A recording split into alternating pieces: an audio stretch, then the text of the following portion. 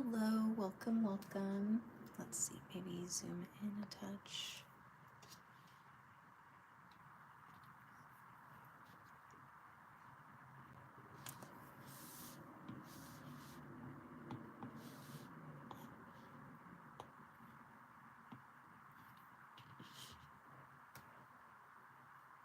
Hi guys, welcome. How are you doing?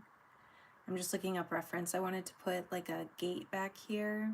I was working on this last night during the live that I was on. Let's see.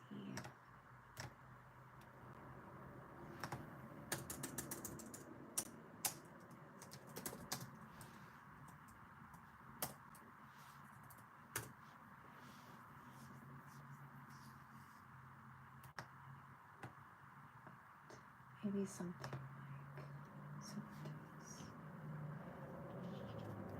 Hello. Welcome, welcome. Let's make sure I'm on the right brush. Inking, Inka. Okay.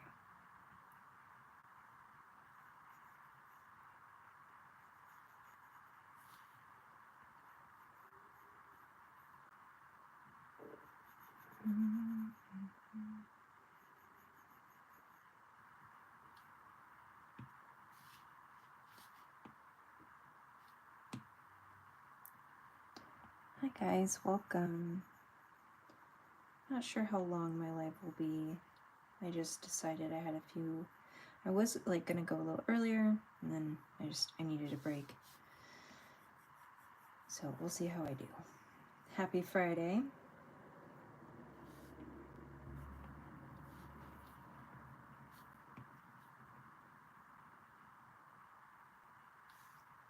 Hi everybody, welcome, welcome. How is everyone doing?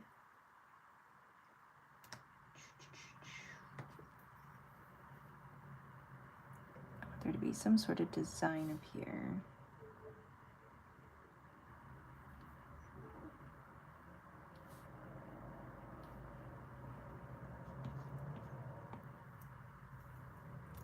And then maybe...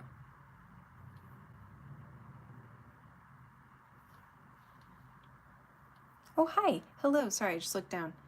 Thank you. Hi. Yes, I feel that. I feel like this week's been a long week for a lot of people. It's just one of those weeks.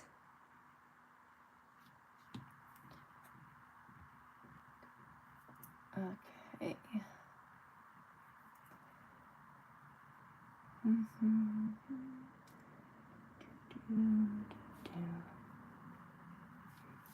Okay.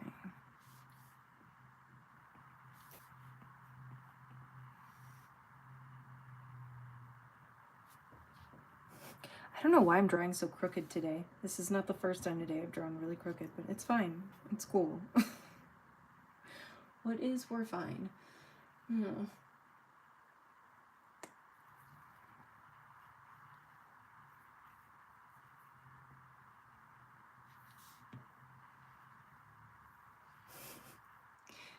Thank you, Chris. Thank you.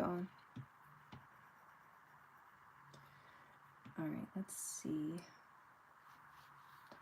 So I definitely want there to be some lines this way. I might have to adjust some of it with like the silhouettes of the animals and stuff, but I'll get there.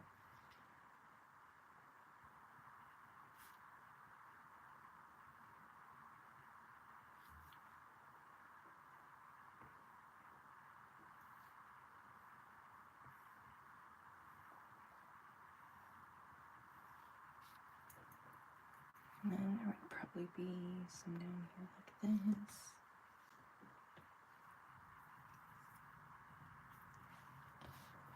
Welcome. If anybody is new here, hi. My name is Bree. I'm a digital artist. I do traditional art as well, but primarily I've been working digitally for the last 15 years. I do tutorials, so if you are looking for some tutorials, that is primarily what I put on this channel. Yeah, welcome. If you have any questions, feel free to ask. If I can answer, I will.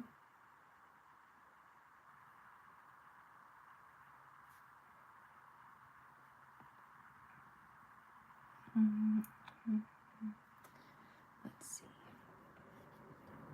And then down here.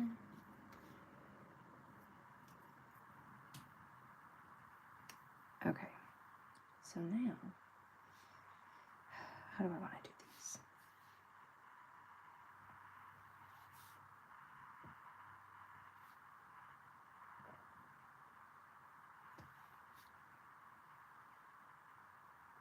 Hello, welcome, welcome.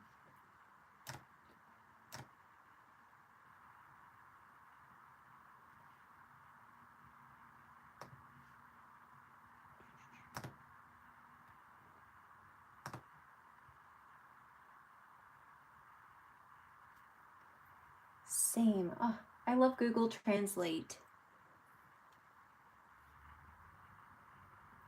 Isn't it neat that we are in a world where we're able to translate language within seconds?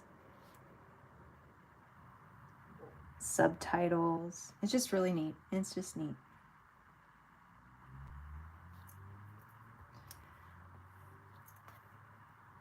Okay.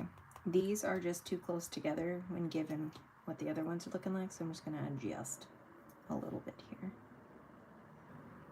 Okay.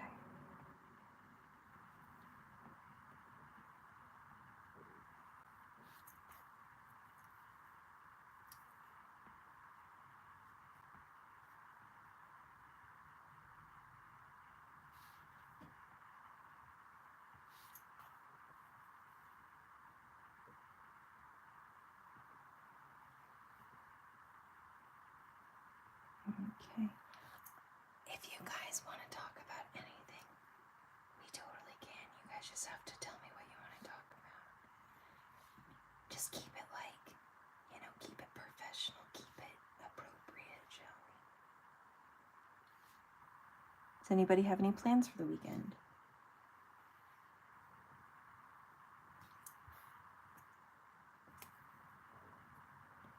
All right, I'm going to try a couple.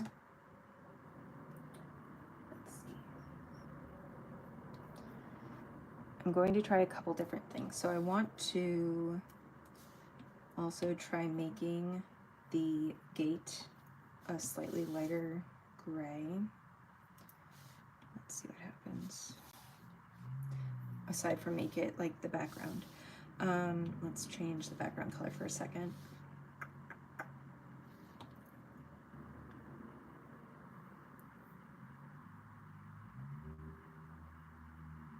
I think I like it lighter.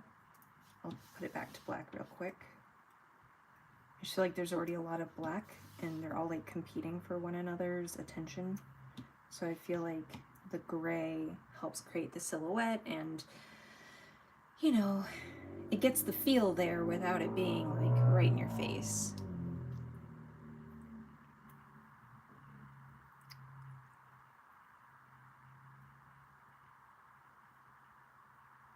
Lighter is better, I think. Awesome. How to have a symmetry when working on objects like gates. Okay, so obviously with mine and the style that I'm currently using, it's much more freehand. However, let me see, let me take you into, I'll just do like a new. So if I wanted to do a gate that was absolutely like symmetrical, thank you. You could do a couple things. One, you could do drawing guide, edit. You would want to do symmetry right here. So let me do that again in case you're newer to the app. So under canvas, so actions, canvas, down to drawing guide, you would turn that on, edit drawing guide. Down here you have different options.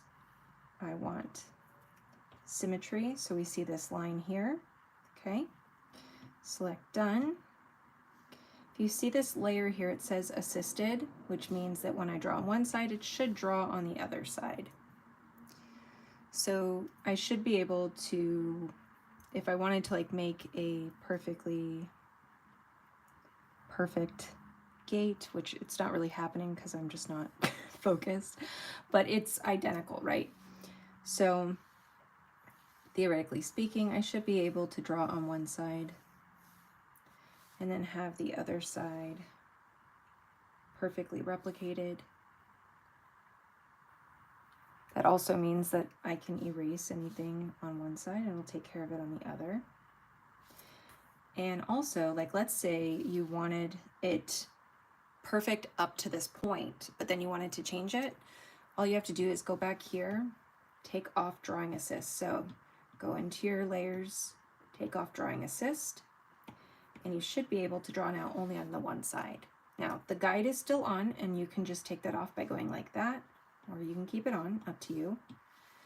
But now you should be able, if I wanted to do like a flower here and then a flower up here, and just like different elements and swirls, you know, if I wanted a swirly gate, it doesn't have to be identical. I could just do whatever design I felt.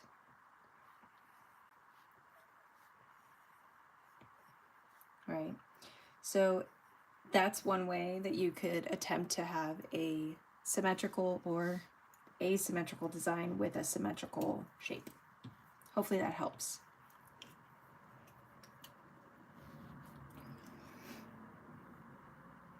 If you're looking to get, you know, straight lines like I did on some of it, you just have to draw a line, which you can't see here because of the layer that I'm on, and just hold down.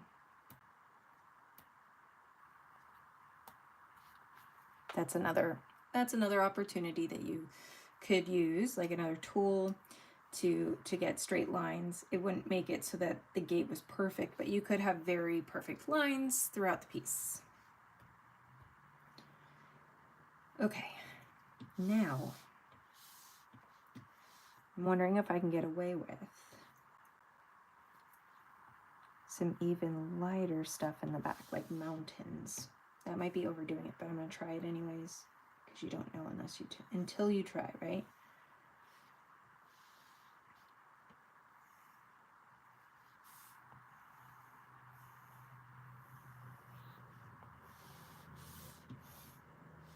Nope, that didn't work.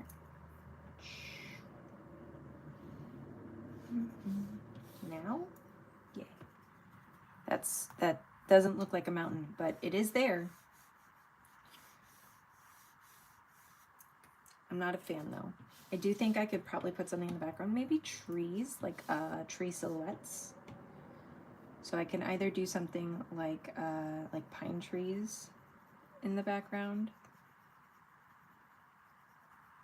like lining the outside, or I could do something like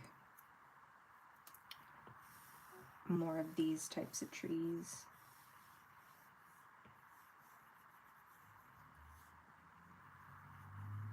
Which I think works better for this piece anyways, but sorry for that noise. It was just the ice in my cup melting.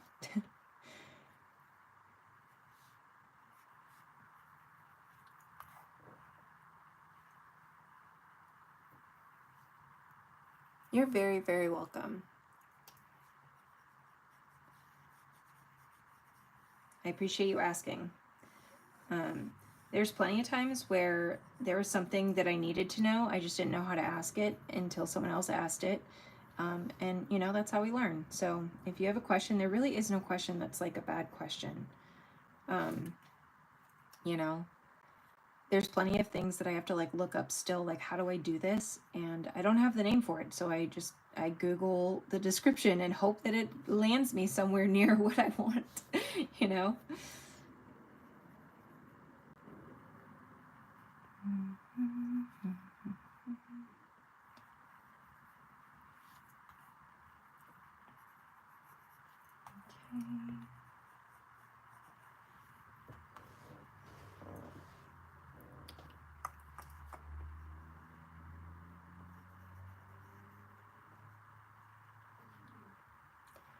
And I haven't loaded it yet. I did film it, I've edited it. I just need to do a voiceover, which shouldn't take me too long, but I did make a tutorial on how to do this one.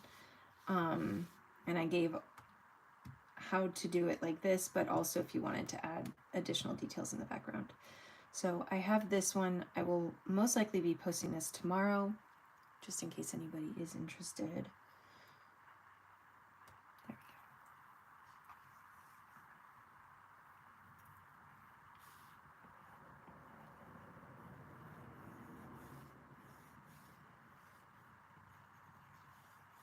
you know what, just in case, I'm going to draw on a separate layer, because you just never know if you, when things are going to overlap, I like to make sure that I have them on separate layers. So even though I'm still painting these types of trees in the background, just in case I don't like how close they are together or where they're placed, I'm going to set it on a separate layer, so that way no matter where I draw this tree, I can still move it closer, further away, etc. Oh, yay! Yeah, another frequent visitor to the lives asked for that tutorial, and I was like, why not? So I decided to get it done this morning, and I got to curl up in bed and edit it, which was great. I feel very fortunate that I can do that.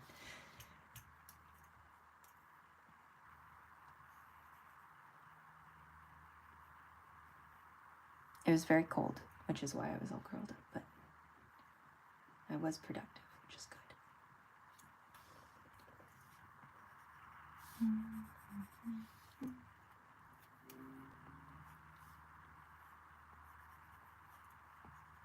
I have found with this style, the less I try, the better it turns out. The more I try to like perfect my brushstrokes, the worse it looks, in my opinion. I have to keep reminding myself, like, just let it go. Just let it go. Stop it.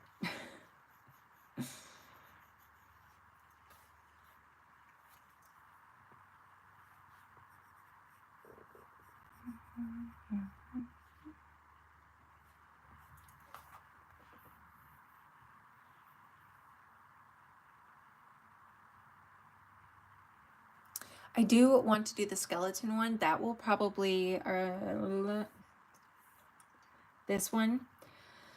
Yes, and I do feel more confident and capable of doing this. The only part of this that will, I know will still stump me in recreating the tutorial will be the skeleton, but I still feel pretty confident I can reduplicate this. I will be working on recreating this weekend. Hopefully I should have time tomorrow, and then hopefully I can like edit it and have it ready. I won't put it out on Sunday, but I would like to have it done by Sunday. And then I'll probably put it out either Monday or Wednesday. Tuesdays are bad days to put out videos, so it'll probably be Monday or Wednesday next week that I put it out. Just something like this requires a little bit more time than this, and like even this tutorial, this took about an hour to film. Now again, I am, you know, maybe picking up my drink, maybe I'm switching to music or something like that, but it's not like that much time is eaten up. So even just something that's a little bit more simplistic took quite a while. So I know I'm gonna have to set aside a good amount of time to get that one into a tutorial. Oh, thank you. I'm glad that you enjoy it. I'm gonna make these trees just a little bit skinnier, just a little bit.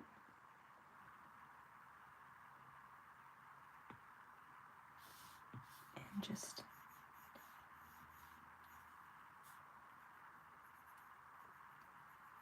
but yes, I need to thank you, A, for asking, and B, for the accountability, because I know I said a while ago that I was going to do it, and I got sidetracked with my other projects, so I appreciate it. I appreciate it a lot. Okay. And then let's...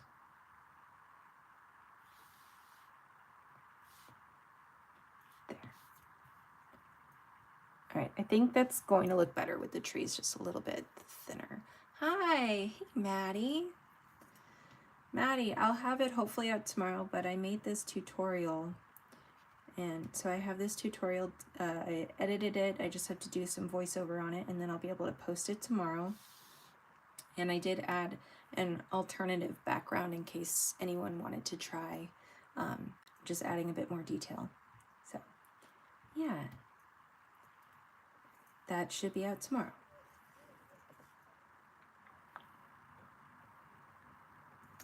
Okay, I'm going to do a new layer, stay on this color.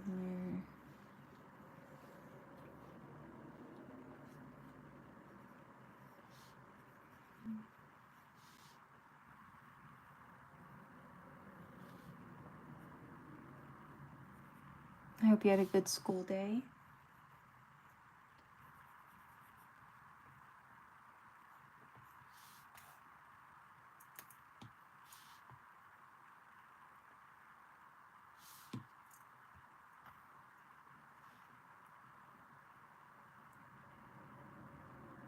Eight hours later, I'm logged into to YouTube. Hi, Mary. Thanks for joining. Oh, thank you so much, Pixel Llama. Much appreciated. Thank you, thank you, thank you for supporting my channel, and thank you so much for your kind words. Very much appreciated.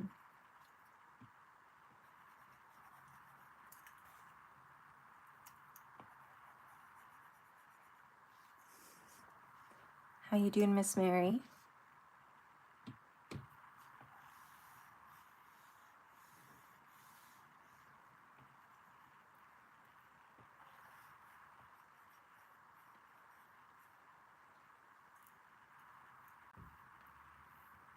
An edible necklace. I know we've been through this. You told me your name. Does it start with an L?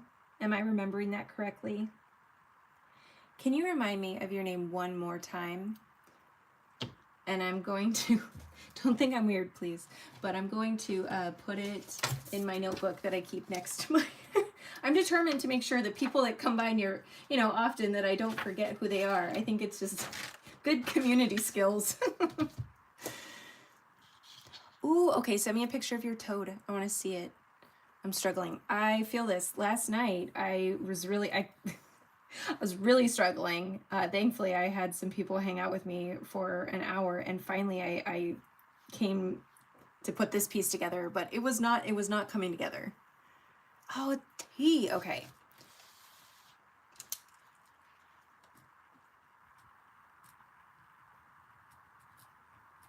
Okay, and one more time on the pronunciation. Is it Tirana?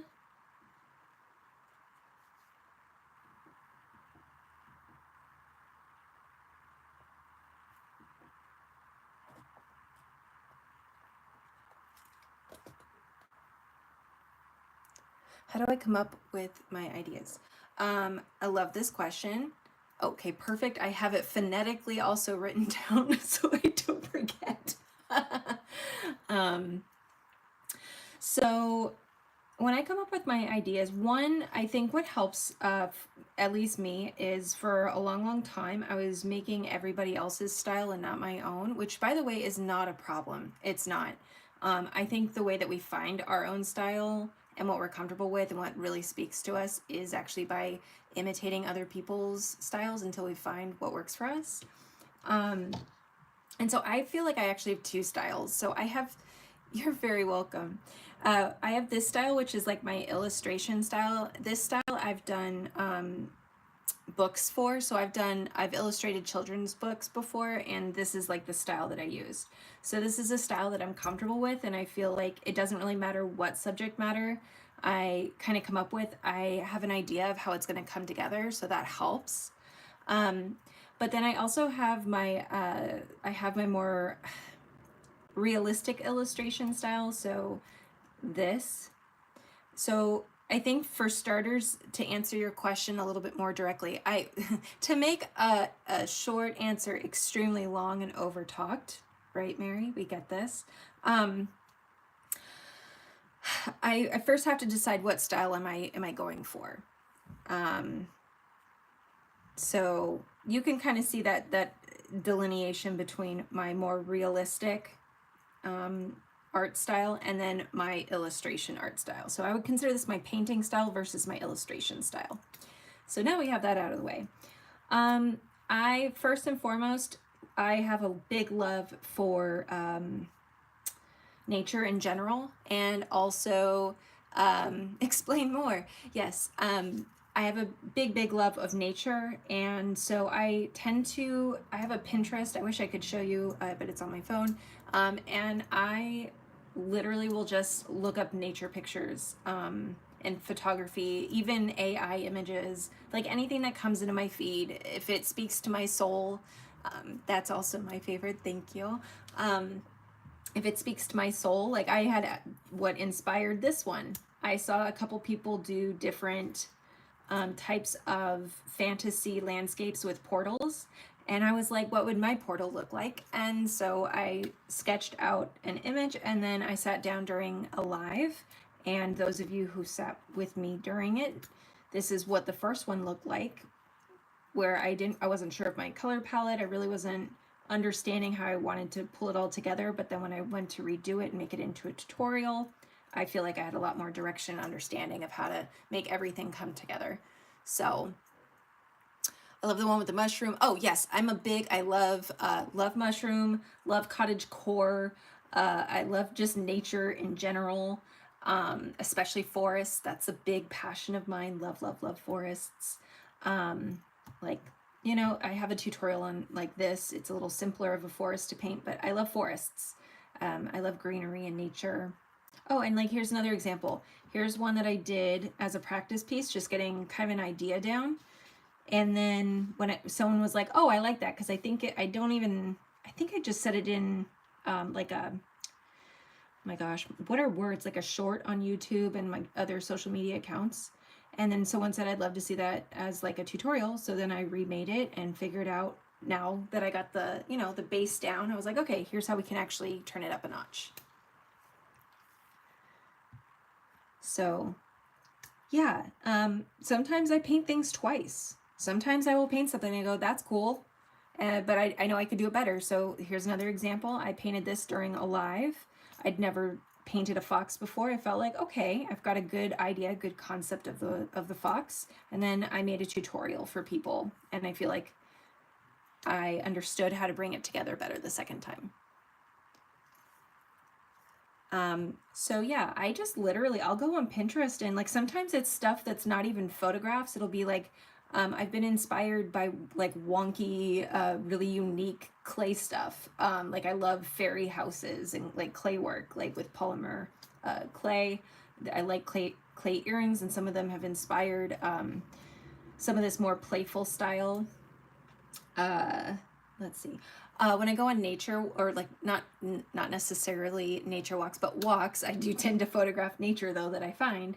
I will photograph textures. I will photograph floral elements and stuff like that, and I have turned them into brushes before. It's not my forte, but I absolutely have used them before to create brushes. Let me see if I can find any of them in here. It's been a minute, and I might have deleted some of them. Let's see. Like these are images that I took of like greenery in my yard. So this is like a really good brush to use if I was like trying to I was gonna use this pen. No, not that one. Like I'll go back to this one. I'll just grab that because it's available. But if I wanted to put down some like grass texture really quickly, I could literally just put down some of this just to get some influence in there, and then just add different colors and build it up. This is not the way I'd do it, but I'm just saying it has like a moss feel as well. So, you know, you could absolutely make like a rock, and then you could use this as moss on top. And I don't even have this brush like adjusted where it could pull in a bunch of different colors if I wanted it to, depending on if you're using like an Apple pen or not. You could go into like color dynamics and have the hues change, have the saturation, lightness, like you can play with this stuff. And so if I wanted to, I definitely could. Kind of looks like chalk too. There's a lot of different uses you could use for this one brush alone, and this I just took from Inspiration Outside. How long have I been drawing to get to this level? Great question. So I have been I have been drawing since I was 5. I've always found a love for drawing. I've fallen in and out of love because of just life circumstances. In total, I've been working digitally for 15 years. I've probably been an artist in total for 30 years now, I guess.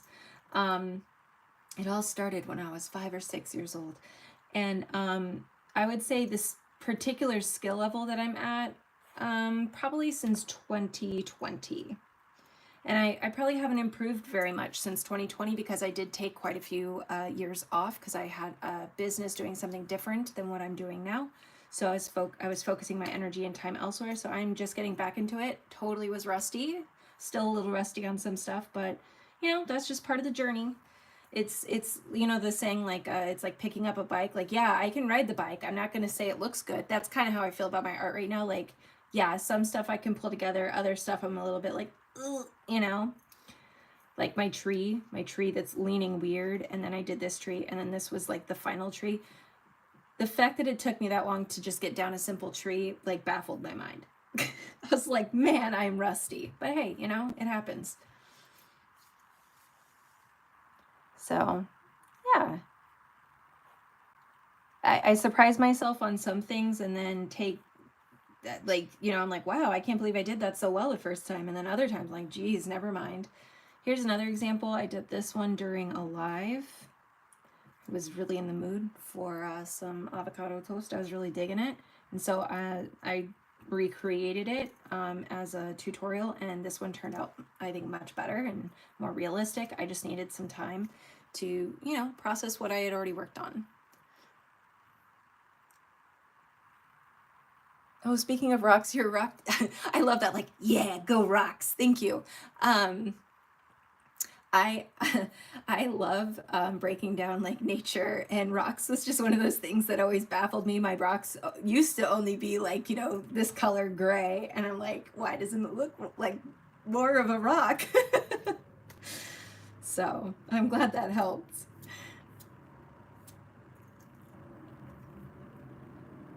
Like I can run, but are you sure you want to see it?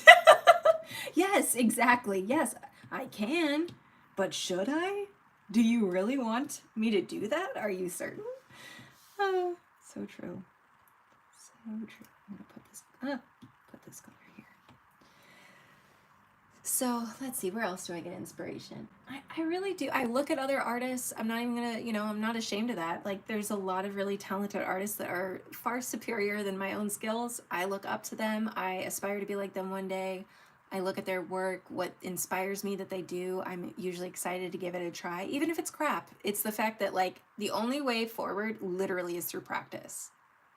And practice meaning willingness to try things that are outside of your comfort zone, willingness to try styles or techniques that you wouldn't typically use or rely on, because ultimately you want to have as many resources, tools in your back pocket as possible. And with time you will figure out, okay, these are my go-to brushes, these are my go-to, you know, tools to use. But don't keep too comfortable. Keep pushing yourself to try things that are not easy. Like one of the things on an emotional level that's really hard, you know, I did this one, and there were elements that I felt certain that I could do. I was like, okay, I know how to do a pumpkin. I think I can handle a cauldron. I can do a book, but I'd never done candles before. I'd never painted wood before, and I really had never put a skeleton together before. So and I was doing it in real time with an audience. So I was very much out of my comfort zone. I'm sure you guys that watched saw the struggle. There was a struggle. There was erasing, there was repainting, there was more repainting, there was moving, more repainting.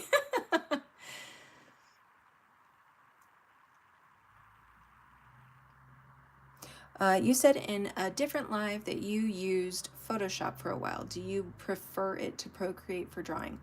Okay. First, let me just say, because I never want to yuck someone's yum. If you like Photoshop and that works for you, I 100% support you in that endeavor. There's nothing wrong with that. However, I actually prefer Procreate, and there's a couple reasons why. One, first and foremost, is honestly affordability. It's a one-time payment for the app versus like renting to use monthly. So if you're an artist who happens to have an iPad and you're on a budget, Procreate app is I think a really good, cheap, effective way to get all the things you need in order to draw. Now I do know there are other programs out there, but I've only really worked in Procreate and Photoshop. so I'm only going to speak to what I know. I think too, so for me, most of the time I'm painting on my canvases, right? So because I'm painting and not really photo editing much, and I'm not really doing anything that's complicated, I just felt like Photoshop was just a lot of extra buttons that I didn't really need. This is sort of like, in my opinion, it feels like Photoshop just edited out all the unnecessary extra tools. So I have everything I could possibly need here to effectively paint something. However, I showed you, I think yesterday, the day before, I've done photo bashing on here, and I have done photo editing. It absolutely is possible. But if I were, like, say, a photographer and I needed to edit photos for, like, my job, I would definitely be using something like Photoshop, because that would be a much more effective program to use for that type of work. But for this type of work, Procreate is my preferred program. I hope that was a long-winded but thorough answer for you. But I have loved this switch. I also might be a little bit, oh, it's because I'm on the wrong brush. I might be a little bit biased simply because I only had Photoshop on my desktop. Well, I do have it on my laptop too. But that meant that I'd have to, like, bring my laptop, bring my Wacom tablet, so that they were talking to each other. Eventually I did upgrade to a Wacom tablet that had the screen, but I always felt like there was a slight lag when I was drawing, so it never felt like it was in real time the way that this is. So that was just my experience, but I had to be budget effective and conscious when I was making a lot of the purchases, so it wasn't like I had, like, the newest of the programs out there and, like, the materials that you could be looking into.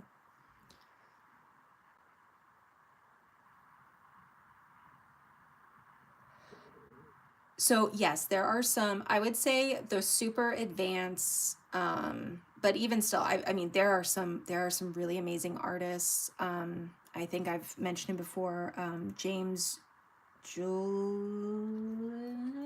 let me double check his name.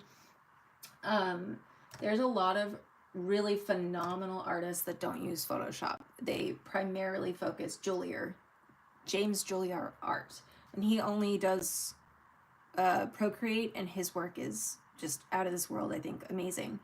And then there are other people that are maybe more into the industry, like further into the industry, depending on if it's like their work. They might be like working for like certain companies that would expect Photoshop work.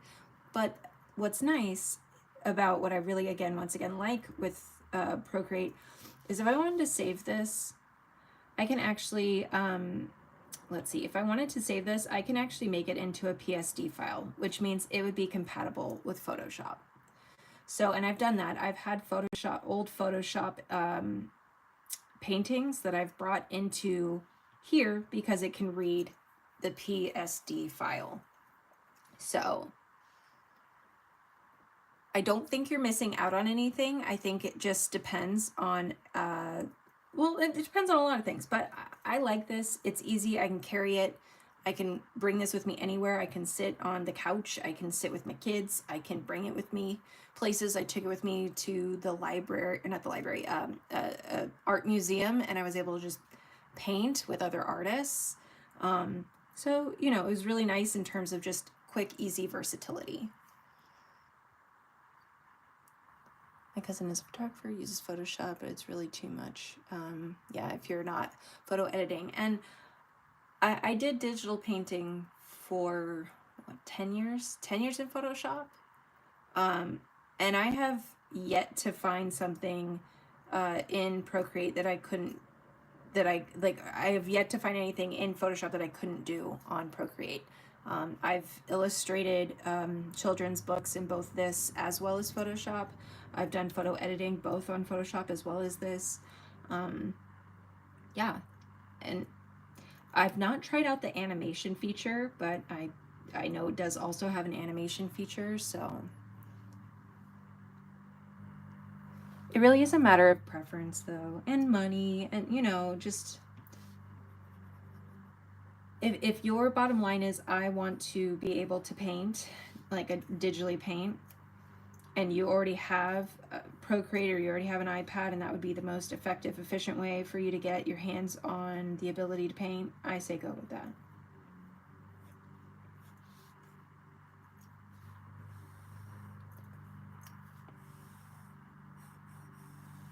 As I said though, I support whatever anybody prefers, chooses.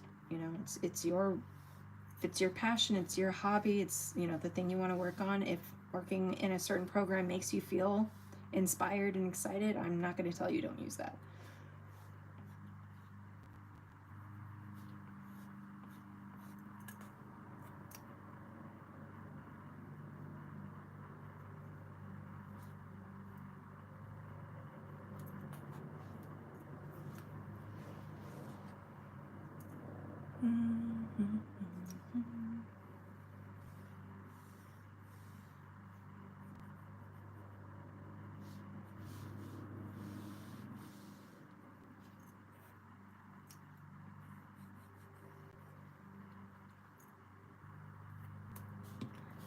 Okay. And let's see, I think, right, those are all over there. So these two. Okay, I'm going to move you over, and I'll fix that down there. And I'll put like one more tree in there, I think. I have an Android tablet and I'm using HiPaint because it's literally a Procreate dupe. See, awesome. Hey, if that works for you, right? I know they exist, so if that's working for you, that's awesome. I've not tried it, but I've heard of it.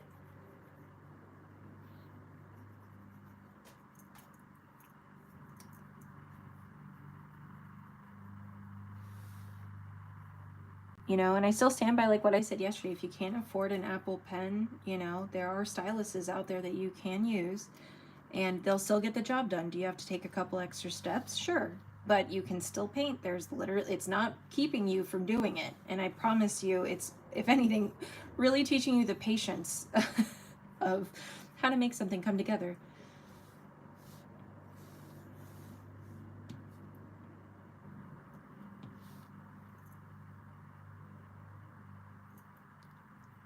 There are drawing tablets that go with other programs too, but I found it to be too much. Ooh, interesting, Amazon.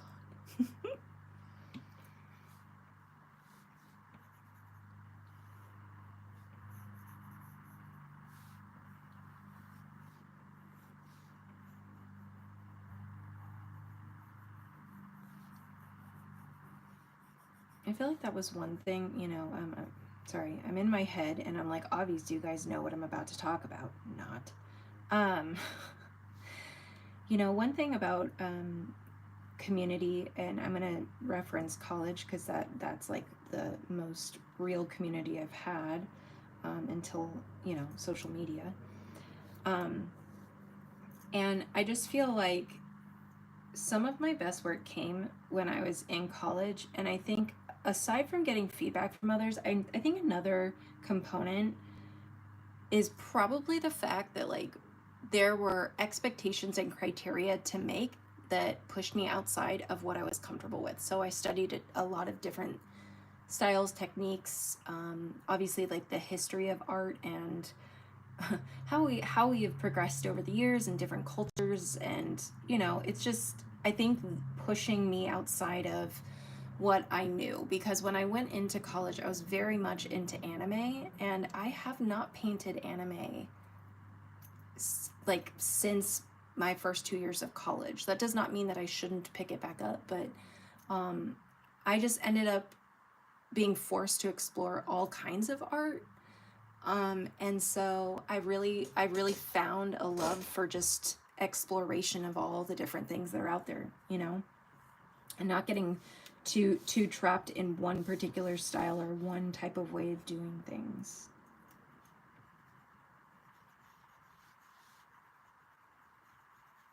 I also used to be really into like cartoons. I mean, obviously I'm doing some illustration here, but I used to be really into like character design and stuff. Love it. Still has a place. but I also know that I wouldn't have been able to make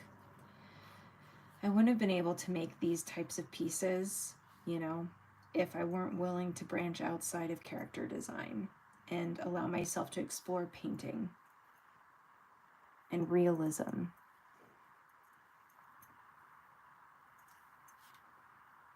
Can you guys think of anything else, or you think we're good? You think this is good? You think we're done? I've talked so much during this live and accomplished so little, but it's okay. You know, it's okay. Yes, yes, yes, yes. I think the last anime that I watched and really enjoyed was like Inuyasha, and that probably tells you just how long ago it was.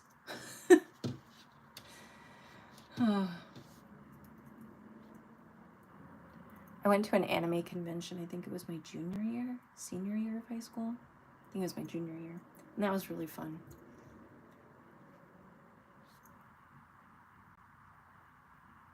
Okay. All right, so we finished that one for now. I have a sketch. Oh, I did not mean to tap there. I have a sketch here. I know I still need to work on this one. I'm not ready to emotionally dive into that kind of, like, I'm overwhelmed by it. So I'm going to work on this, start something else to be overwhelmed about, and then I will overwhelm myself with the skeleton tutorial this weekend. I'll delete this right now because I know we're not. It's just a practice piece. Okay. Yeah. I really wanted to see if I could create like a whole scene. We'll see what happens.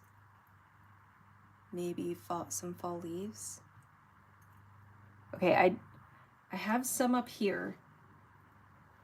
But do you mean on the ground or on these back trees?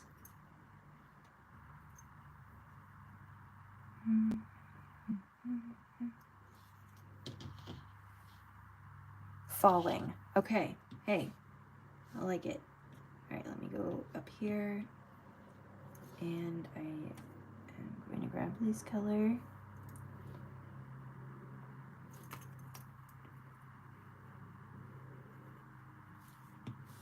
Apparently I can't even get the shape of a leaf correct. It's fine. We're fine.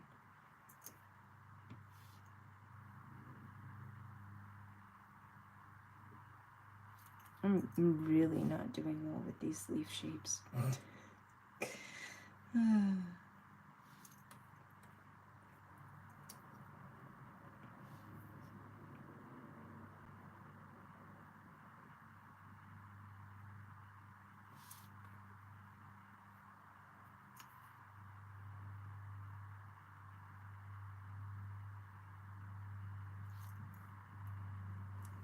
Something more like that. Let's see, can we see the sketch again before you finish the live? Yes, absolutely. I'll also show you the secrets of my sketch. Because you think I'm not skilled. I'm here to remind you. I'm skilled at some things, not many. Okay. I think those resized looks good. I'll just add some stems. That one's too much. Maybe like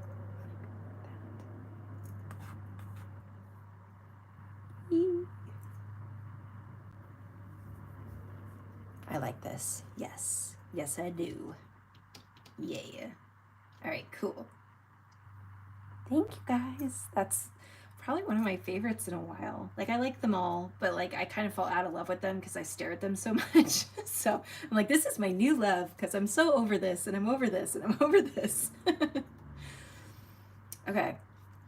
So this sketch of the girl, everything else I hand drew, like I don't know if you can call it sketching. I scratched in.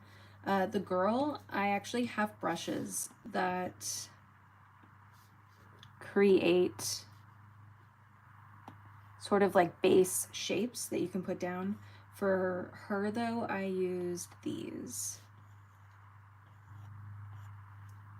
Heads and body combos. So these are good for character design. just getting something started, and then from there you can decide, you know, where you want to go. But these are really good for just getting an idea down. And so I got my idea down. Willow's looking over my shoulder. She approves. Oh, hi. Hi, Willow. Ooh, secrets, right?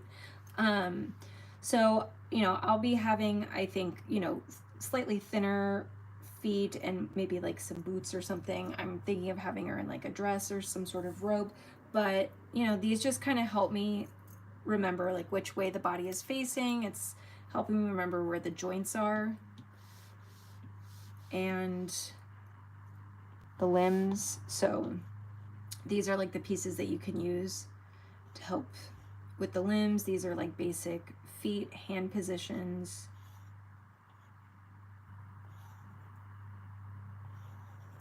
So a lot of times I'll use these like for example, so I really liked this hand being out like that. I might slightly change the perspective when I go in and actually paint and draw in there. But that was from this one. But I didn't need this hand, and this curve made it too big and too much like a baby, like a chunky baby. So I just erased what I didn't need. Right? I just erased what I didn't need, and then drew in where I want. No, wrong brush. But anyways, and then connected over here and just drew in what I needed. This one, I'm thinking, okay, first let me get rid of this before I accidentally make it like a permanent part of my sketch. All right. That's really hard. I was thinking doing my illustration version, but I also was tempted to do it in my actual like painting. But this does require so much more energy. But I suppose that's kind of the point, right? Which one would you guys like to honestly see it in? I'm fine either way. It'll be a challenge for me no matter what I pick, so I'd love to hear what style you guys would prefer. And I'll let you know when you choose wrong. No, I'm just kidding. I always used to say that to one of my friends. I was like, you decide, and then I'll let you know when you did it wrong.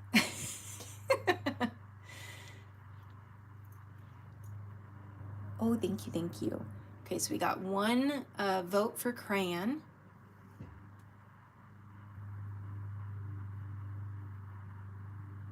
Witchy style. Okay, is that the more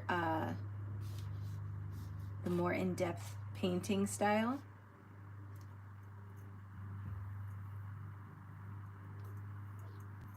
Are we talking this style?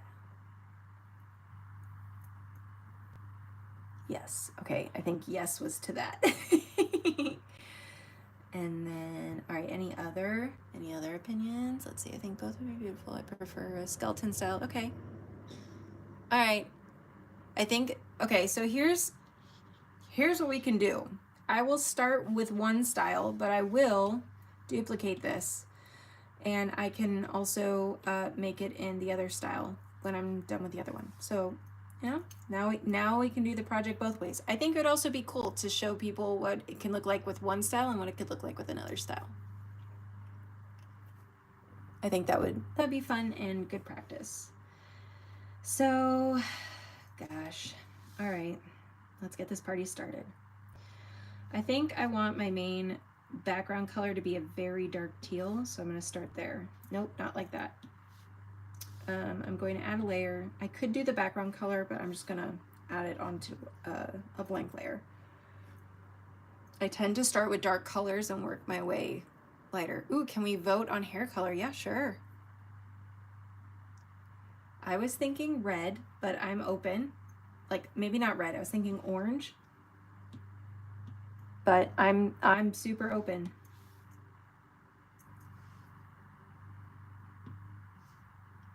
Let's see. I might even make this a little bit darker, which I know it's pretty dark.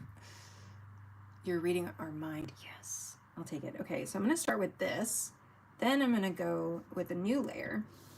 I'm going to use black. We are going to our regular Procreate brushes. I'm going to go to medium. And I'm going to create, what is this called? Vignette? No. I always want to call it vinaigrette, and I know that's not it. Where you have like the darker edges. And this is just too much. Too much, man.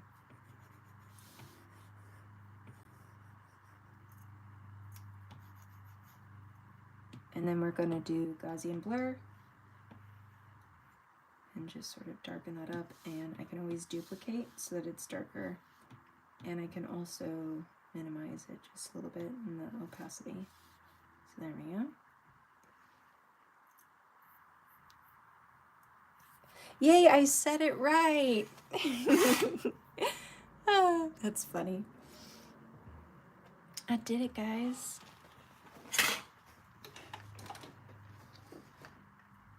All right, hopefully that's a little bit easier for viewing.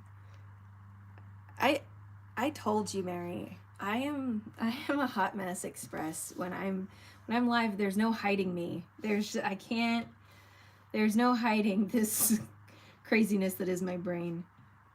It's just there, and everyone gets exposure to it one way or the other. Oh gosh. Okay, I'm going to just get the dark parts of the hair down first, and even though we are going to blend it and make it so that it doesn't look like the cartoony style, the like crayon style, I do usually start with it in terms of drawing, because I do end up smudging it anyways, so.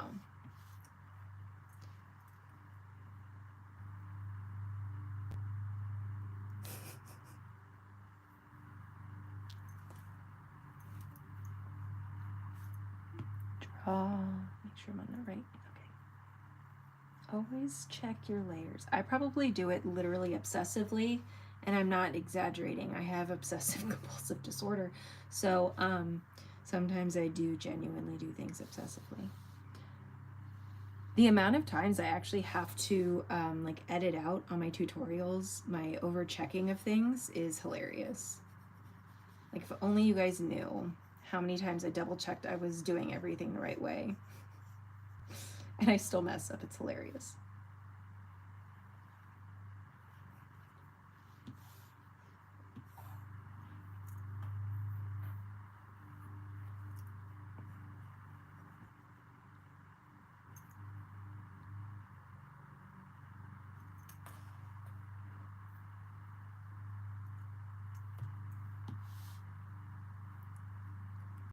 I mean, being on the wrong layer is devastating. Oh God.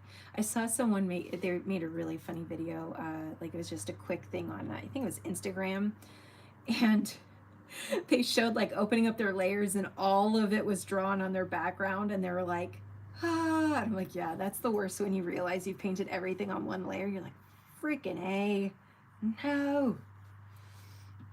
Okay, so this is definitely the color I want to infuse in it later, and then I'm going to have, I'm thinking I'll have a fireplace active in the background, so we'll definitely get some like really nice brightness over here. But I do think I need to make this darker for now, so I'm gonna make it a very, don't be surprised, it'll get better. But we do want to start darker. This also shows me just how many places still need to be filled in.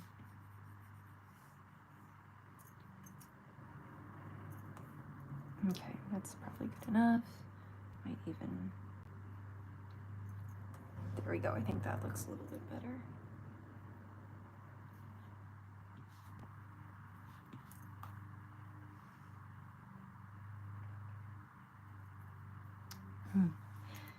Like, yeah, the amount of times. I'm gonna trust the process. I'm just gonna paint on this one layer. I'm just gonna do it.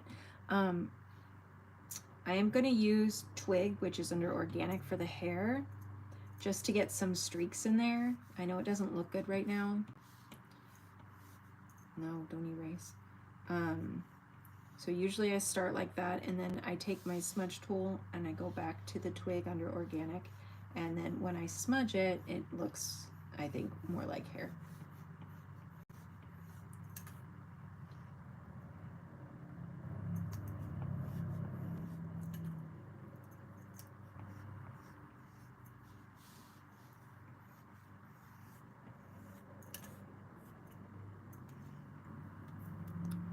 you still on the hair layer? I am still on the hair layer, yes. I'm just trying to trust my ability to paint hair. It's one of the few things I feel pretty confident in my capabilities, especially since the hair's like relatively straight. And right now I'm just getting down like the foundation of the hair. I'm not gonna add in any special colors or anything like that. I'm just creating the highlights and shadows for the hair. But later on, as like maybe I'll have candles back here, so that might pick up a glow, and if I have fire here, there might pick up here, and if I have some sort of glowing potion in here, it might catch on the bottoms here and here. So I'm not gonna worry about those yet. I'm just gonna get in the main colors.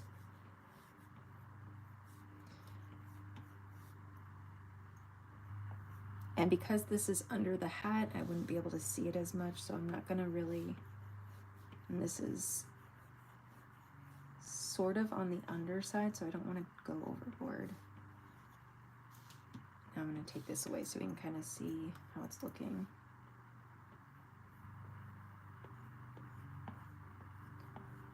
I think hair looks a lot more whimsical when we get rid of the harsher edges, so I try to paint them out.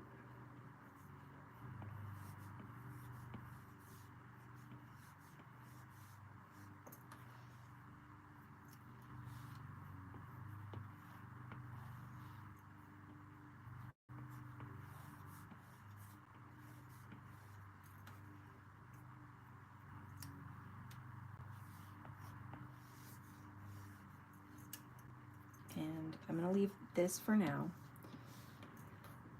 Let's see, I also want to get a little bit darker.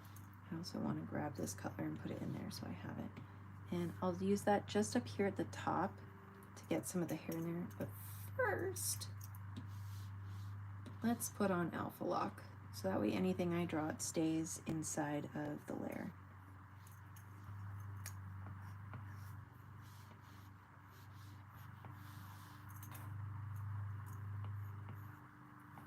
It would be darker back here.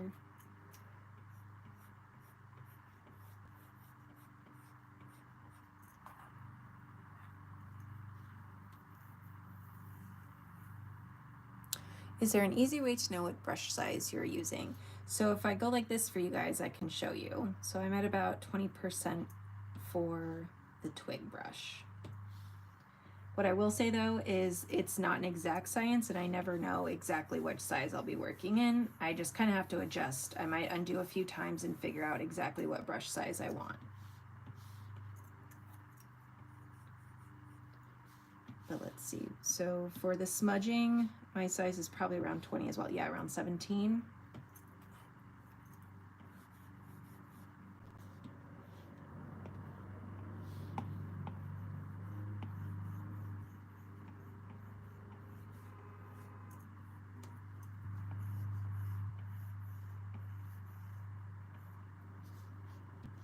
Okay, and then if you wanted to do, for example, if we went back to our brightest color here, we could even push the color to that, but I'm going to leave that for the end.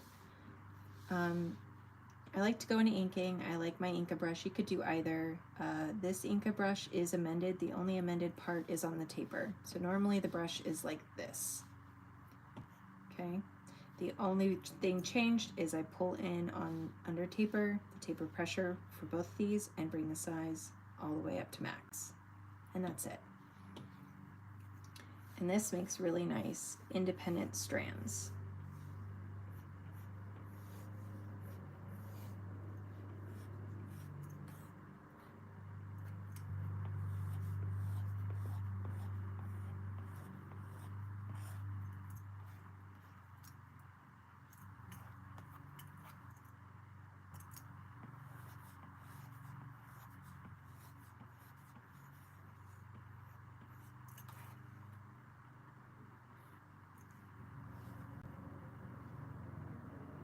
Willow wants a tutorial of the sketch. She is so hyped. Oh, I can also, if she wants the sketch, I can also send it to you for her to work directly on top of.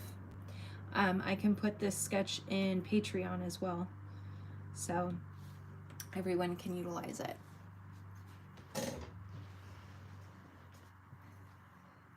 Alrighty, so now let's move on from the hair for now, because again, we're gonna see where this goes. I want to work on the witch's hat. I don't know that I want to start with black. I might start with really dark charcoal gray and then sort of utilize that really dark color as the base and then black almost as the highlight. Her. That's so cute. I will definitely send it to you. No problem. No problem.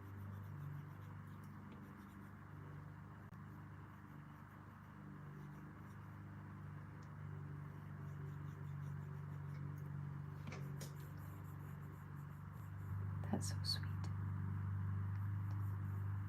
Yeah, I have some tutorials. I'm trying to think which ones I have. I have some tutorials that I have the on my Patreon. It's new. My Patreon is not like something I've had for a while, but I think I have like 3 posts, and on them I have 2 sketches and 1 palette. So that way people can work in the same colors if they so choose, and then I have 2 different tutorials with sketches. So if there's any other things that Willow wants to see, just let me know.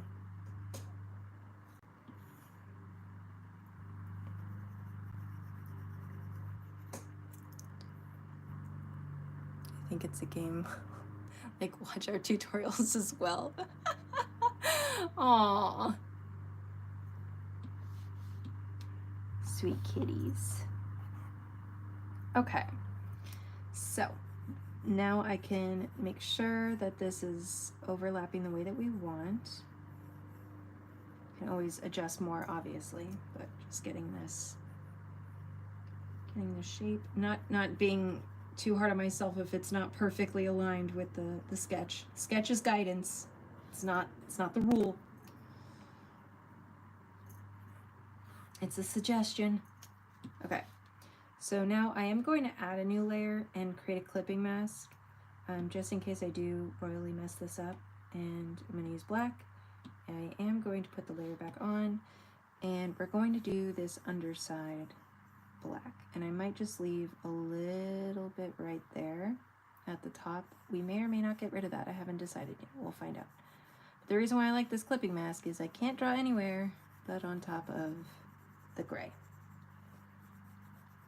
And right now, that's the kind of confidence I need in my life. Okay, so then back here, I can kind of have some shading. And I can maybe push the shadow a little bit in here. I don't want to overdo it, but just enough. Let me take this out. Okay, so now we can start to see the hat. And oh, my Bobos are home from school. I hope they had good days. Sounds like it so far. They sound happy. Alright, so I'm going back to Inca, and I'm just going to use the blend. I'm using the blend. I think the size is probably a little too big, so I put it down some, but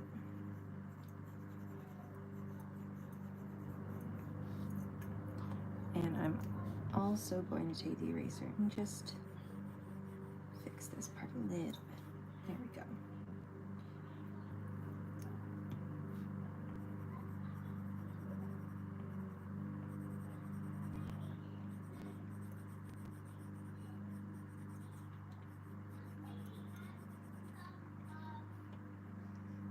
Sounds like my youngest had Cheetos at school today, and he's very excited about it.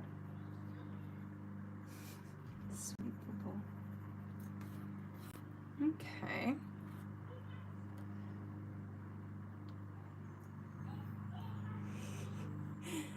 Best hype girl.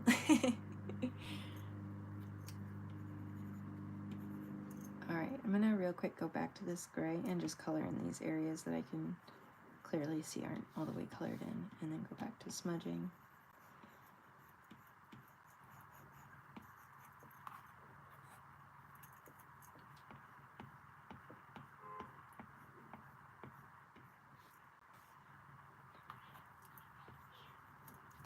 And so some other things that I like to do when objects like this are, they have like shadow, they have like, we know this is fabric, right? And fabric seldomly sits perfectly with this like perfect edge. So things that I like to do is once I have this, right, I have this color now painted on top, then I combine them and I'm gonna grab the black here and I'm just going to add a little bit of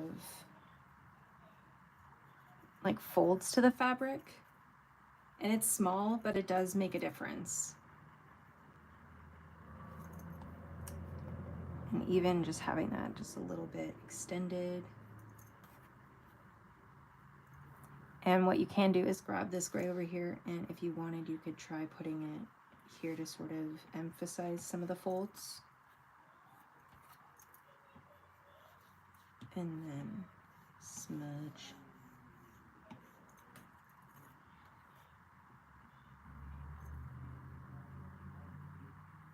Oh, good. I'm glad that you think it's coming along. That's good. That's good. I I stay nervous through like the whole thing, just because I think it's really hard for me to just trust the process and my skills. I still have so much doubt. So I'm like holding my breath. I'm like, I'm trying to tell these people how to do it, but do I know how to do it?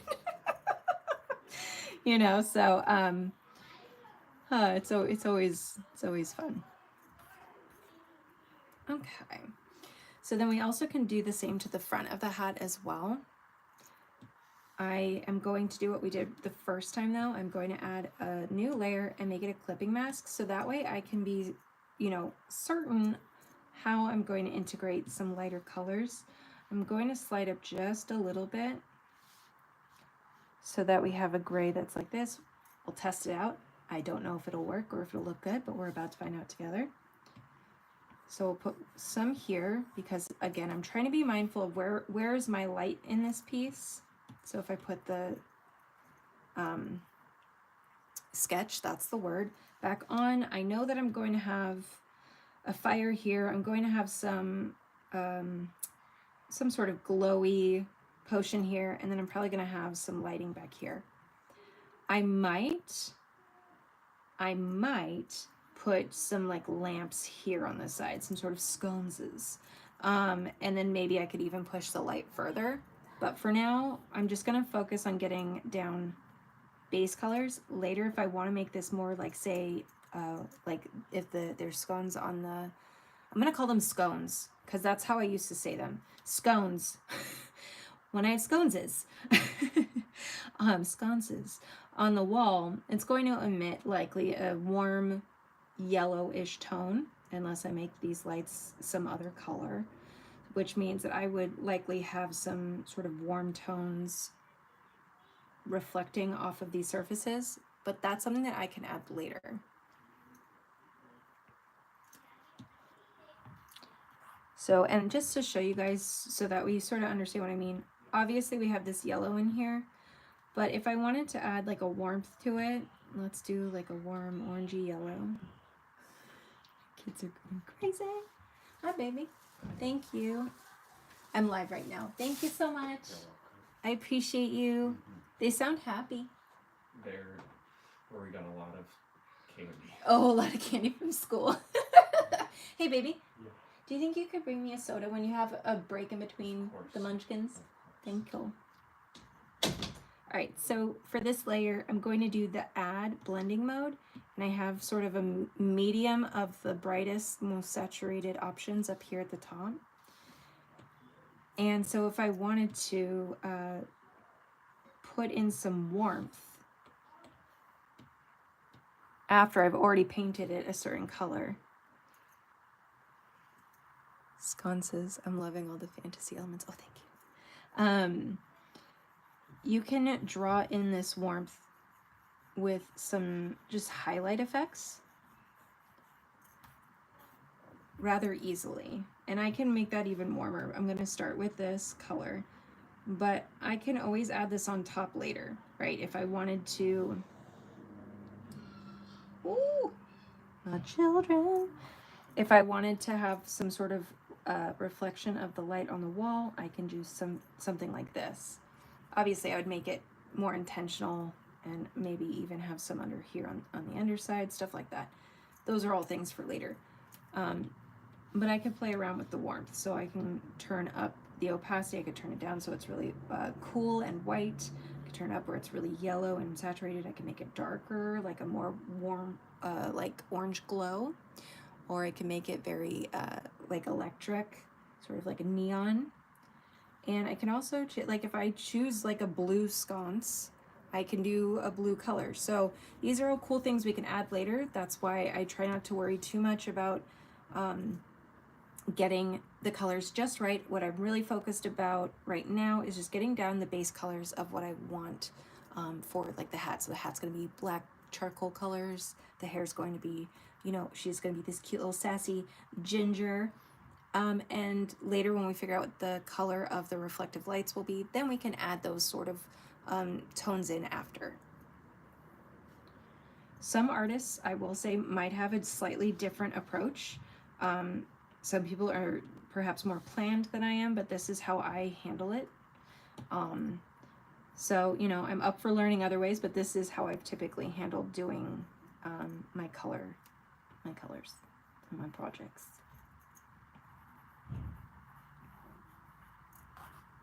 Okay, so now we've got this, and I know it doesn't look good yet, and that's okay, because we're going to make it look better.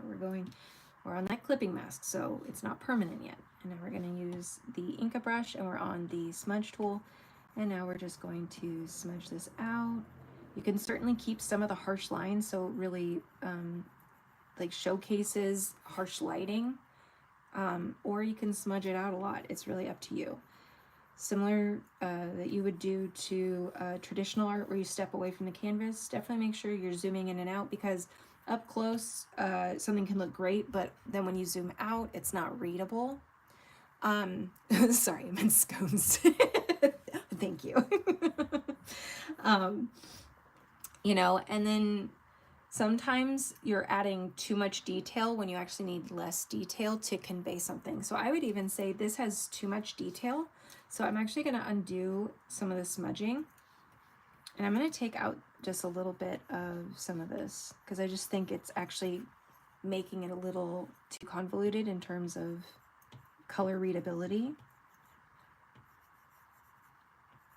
And we'll see in a minute when I zoom out.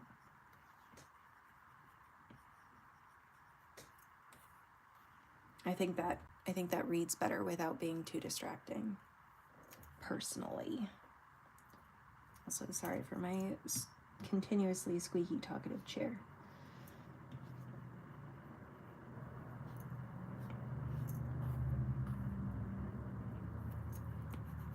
All right, and I can just do that, and I can also go here and do that. And I can just soften up some of this, just a teensy bit. Okay. Oh, good. I'm glad seeing the process is useful. That looks insane. Good insane. So, and if you wanted to, you could certainly push the lighting one more time. I'll show you. I'm not sure if I'll keep it, but I'll show you one more how you could do that. You could certainly push really, really hard, but be very selective with where you do it and how much.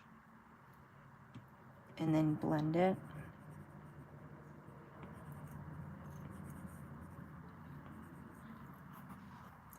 That does look okay. I think this one might be a little overdone, so I'm gonna smudge out some of the intensity. I might keep that then, and I'll show you with and without. So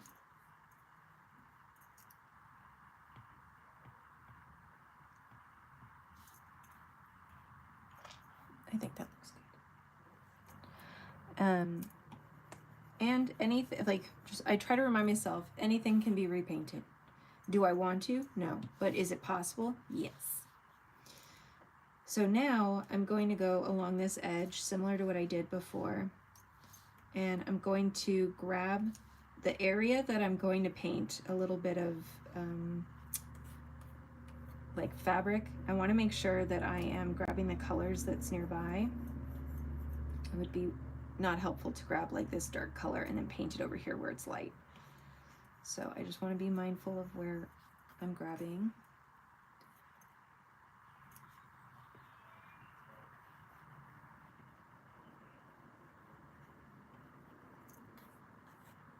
There we go. And just, I feel like just that little bit makes the hat feel that much more realistic. You can also erase some too. Instead of painting in, you could certainly just take some away, and that can also help. I know right now these details may not register fully. They will be much more noticeable when we add the bright lighting that I showed you a few minutes ago, but then also when we start adding in additional details in the background. So I'm just gonna soften up these edges. And I'll just, to prove my point, okay, that's another reason why I like working on dark backgrounds, because the spots that you miss really stand out on white. But I think that looks much more readable, much more believable, just having a little bit of suggestion of fabric folds. Boop. Okay. Now, let's see. Now, if you're curious if we're going to do the face, you would be wrong. You would be wrong, because that's the one thing that would really make or break this piece, and I'm too afraid to attempt it now, so I will not be doing it. However, I'm thinking, let's maybe make her outfit. Let's start the outfit. And do I want the outfit on top of the hair. So I'm thinking like really like large sleeves.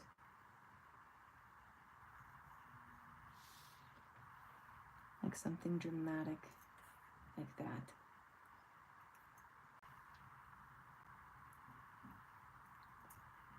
And then let's see.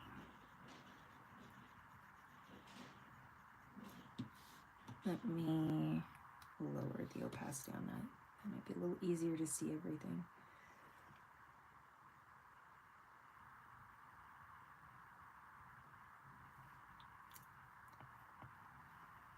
And then have like a dress that sort of swooshes.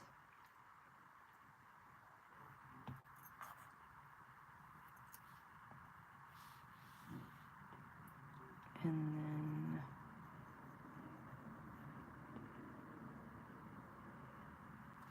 I definitely need to figure out, I think, maybe just a slight, I need to do a neck. She needs a neck eventually.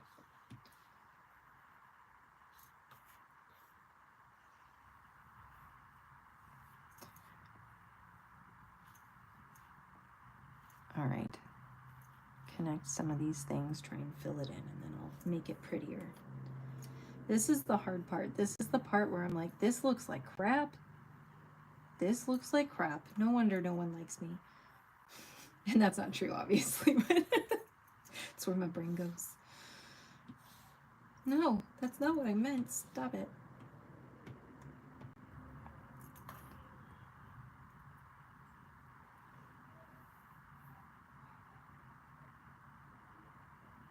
Oh, yay, you're doing PROCREATE too. I'm so excited. Okay, I'm going to, for now, just take that away for a second so we can start to see what's happening. Right now she has like a little beard under here. It's very cute. It's working. It's really giving to this piece.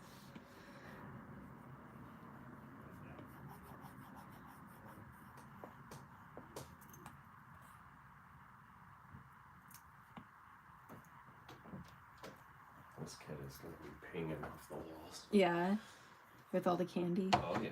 Oh, yeah. He's like, but this doesn't have sugar, right? I'm like, no, it has everything there. Oh, it has sugar. Thank you, baby.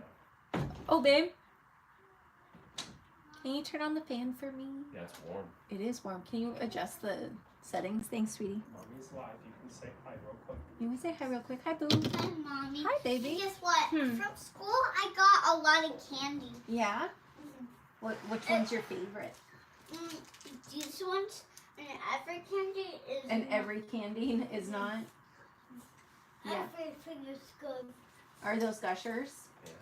Yeah. Yummy. All right. Come on, Bubba. I love you, baby. I'll come down and sit with you in a little bit, okay? Bye. Oh, goodbye. That was Rory. That was my youngest. He's 5.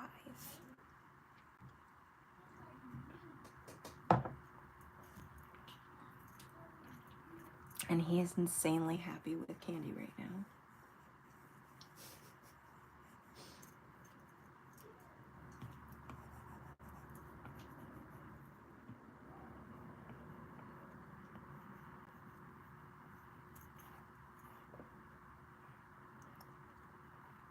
He is. He's a pain in the ass, but he's very supportive. And it's okay if he hears that because I know he would agree. But yeah, my husband's been very supportive. Any dream that I've ever had, he has never once been like, is that really a good idea or is this the time? Like if I say I want to do something, he will find a way to help make it happen. And believe me, he has supported many dreams. I have ADHD, which means my dreams change constantly. Constantly. I think I want something and then I change my mind halfway through.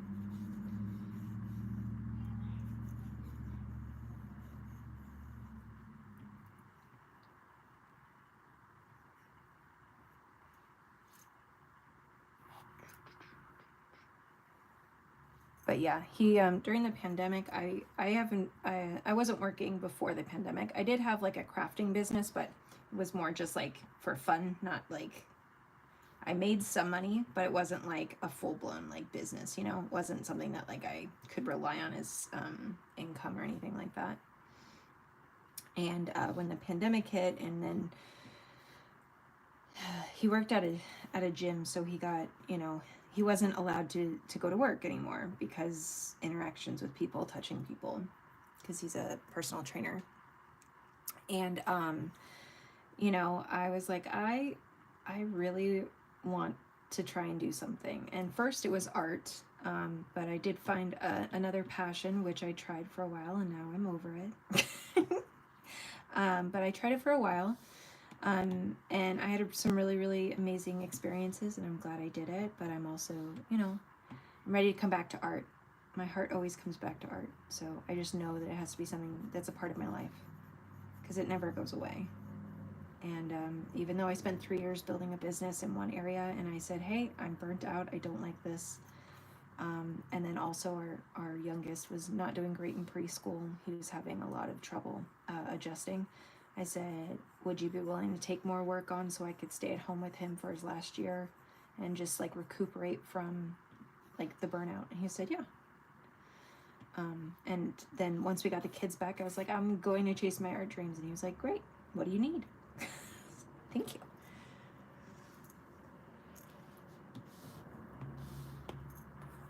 Again, like I said, he really is a pain in the ass, but he has a lot of really good, amazing things, and I'm very appreciative of him. Believe me, he's not perfect, but he does have a lot of really wonderful qualities. I'm sure he would say the same about me. I am a pain in the ass. That is certain. That is certain. I'm going to do a new layer for this while I figure out how I want all this to look. Why aren't you working? Am I on a layer? There we go.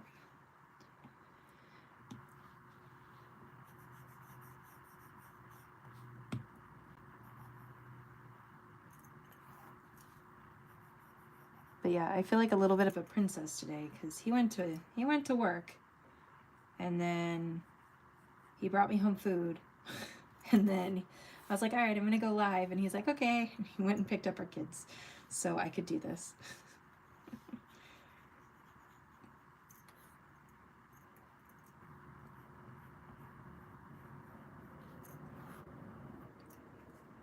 All right.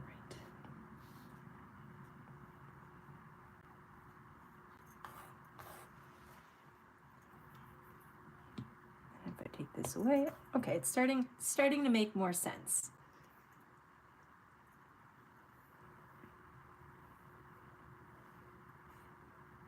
Possibly, kind of, maybe-ish. All right, and if I combine these, now it's all in one layer. All right, let me get down some color for her beard area. And also paint this up a touch. I'm gonna go with darker skin to start before I go in and lighten it up. I like to paint with like the shadow first. I don't know if this is gonna be right, but we'll start with that. I don't know if that's warm enough tone though. Something around there.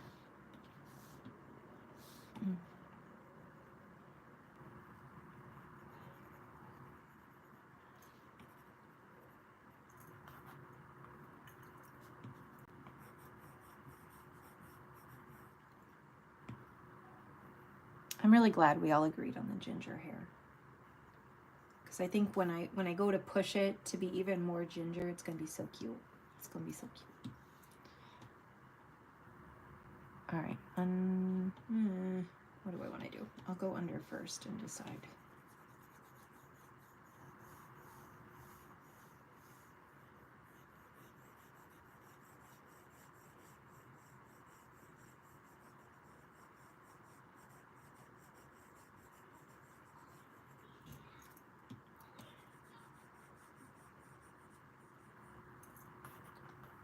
Okay, and now this gives me like an opportunity to see some of the areas that we could fix, so I can, let's see, which one do I want to do? Do I want to put you up here?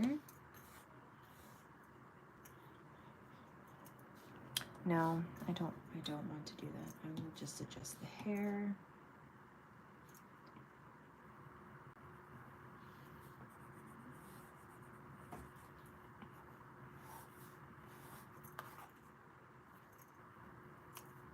Getting ahead of myself. Calm down.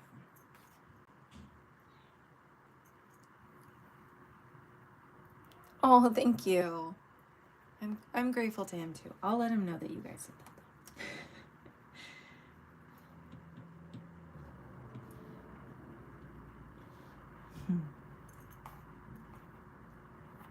I feel like, I was gonna say I feel like a woman, but like the song, I don't think anybody wants me to sing right now. Let's see. I feel like something like that. Like she needs some sort of bangs, I think.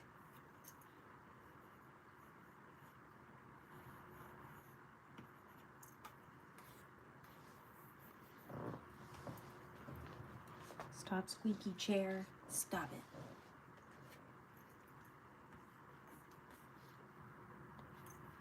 All right, and then I can go like this.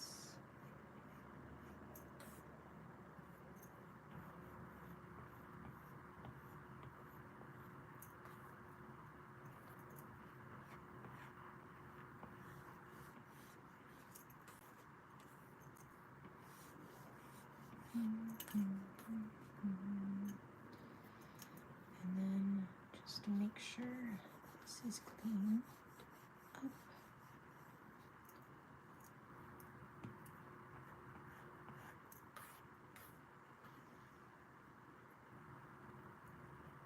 All right. And now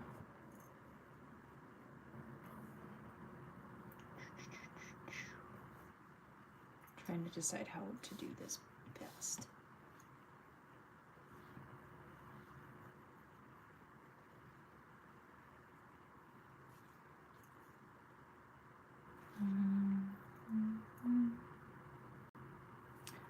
What do I want to do?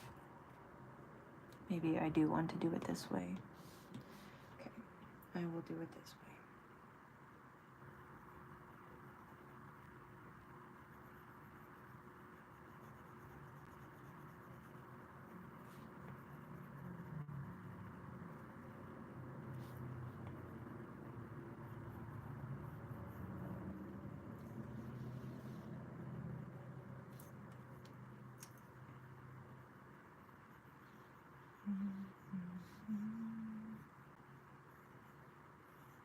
And don't worry, we will fix the edges that look ridiculous now, I promise.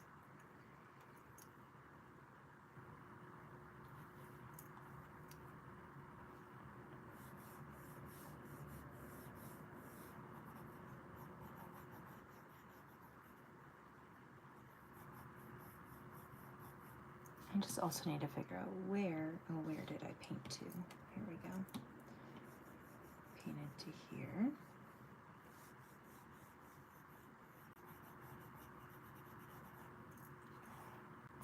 And we need to erase this.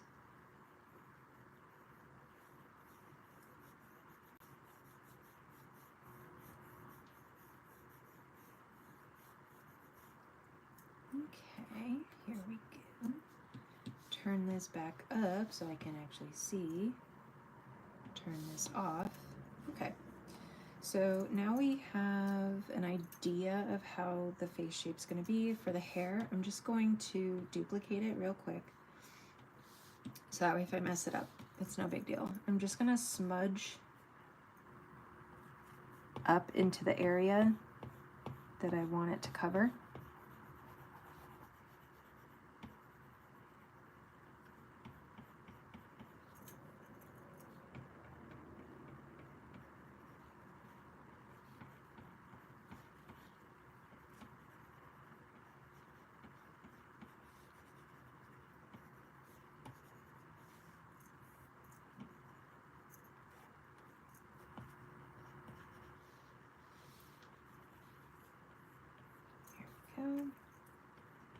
And here we go.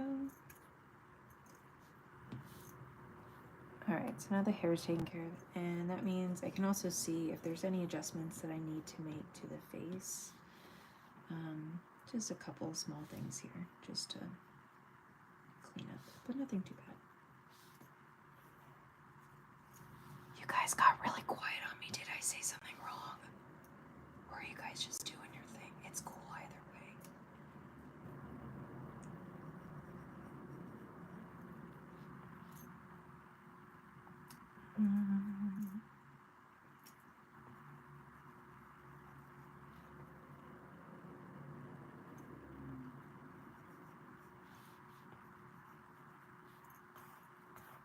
Okay, here she is. All right, and I'm going to bring this down and just combine it and figure out, there we go, which layers is which.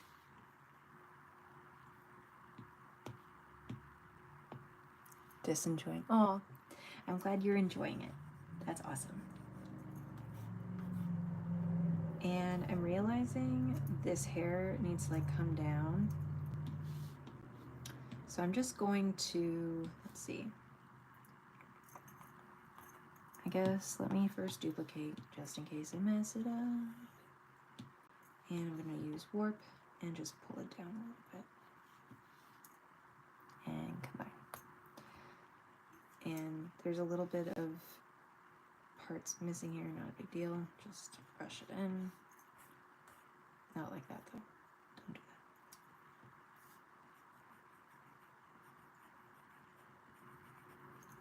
that. There. And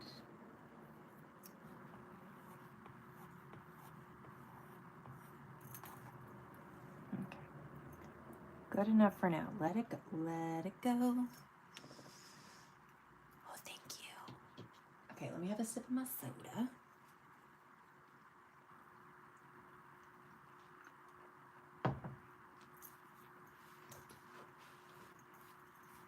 I'm going to attempt 20 more minutes. And then I think I'll take a break for the evening, afternoon, you know. However, usually this is about when I start to like crash on a project. So I'm going to see if I can push past it. Because I am determined.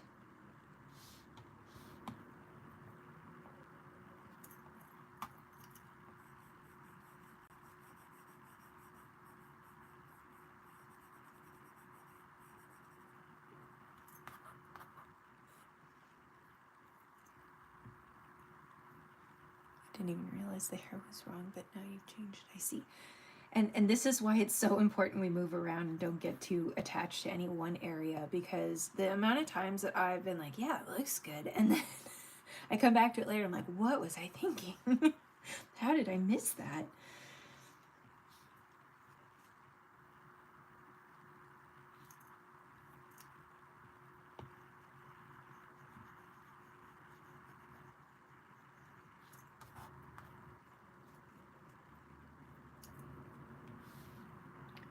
And then I definitely need a color somewhere between those two. So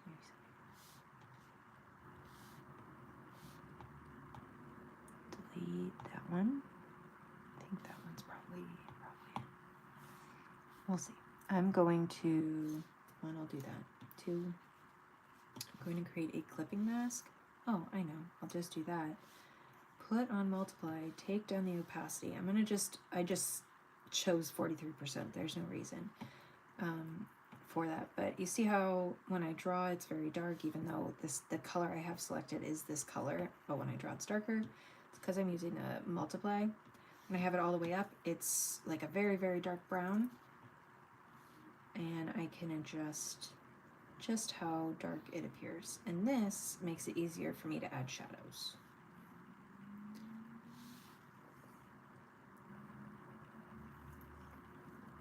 So let's just, there we go. All right, and it's still on multiply. Okay.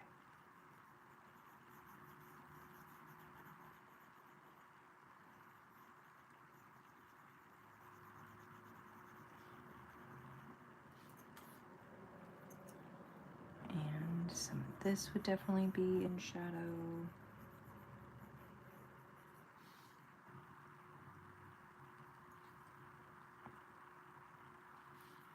And until I have the other part of the, sorry, that was me having a tantrum. Sorry. I was like, once I figure out the rest of the face, then I'll be able to be more intentional with where the other shadows go.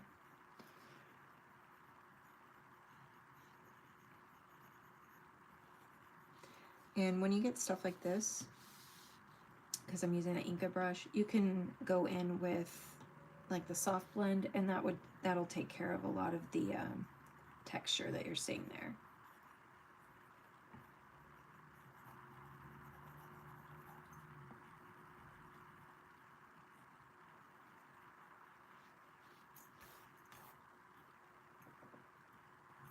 But it is having a little bit more of like a 3D effect right now.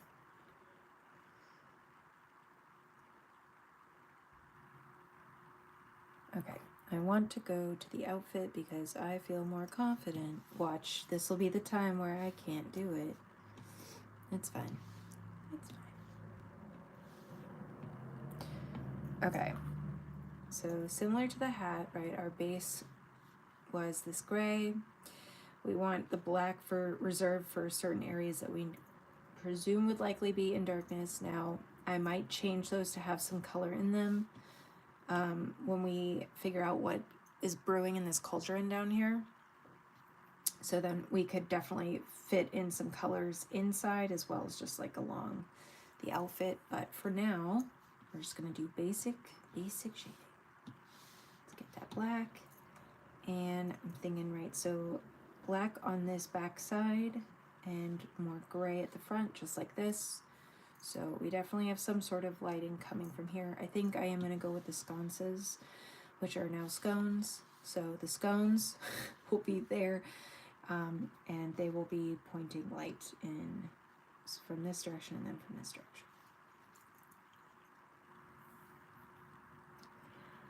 Right? I feel like maybe I could do like a little sash around her stomach or something. I feel like I'm gonna get down the basics of like just a plain black robe, but I do feel like I need to do some research later and see what kind of cute stuff I can add to it. What kind of designs?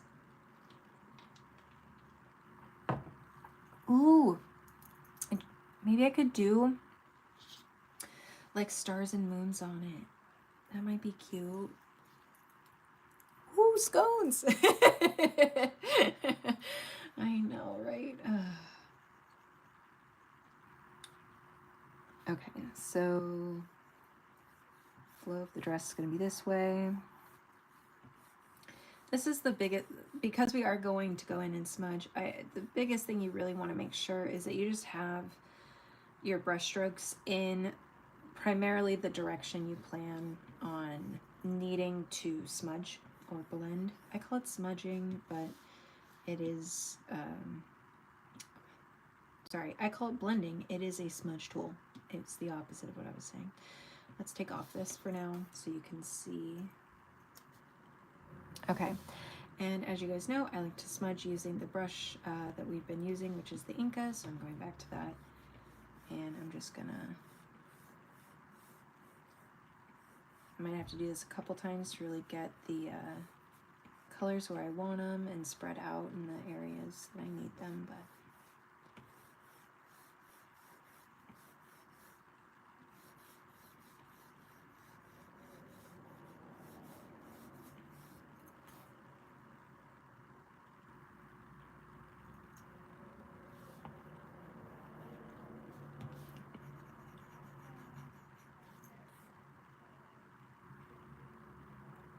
I think that looks pretty good.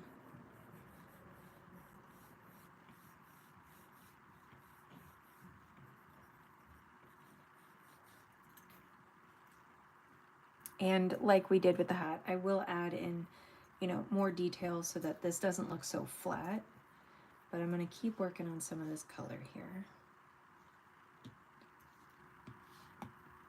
All right, so there would be more shadow on this shoulder. And obviously I'm guessing, right? I'm guessing at the lighting. Sometimes I get it right on my first guessing try, and then other times I don't. And because I am guessing, I am going to do this actually on another layer. So I'm going to make it a clipping mask. So that way I don't accidentally blend these the wrong direction, because these will be going right up against it.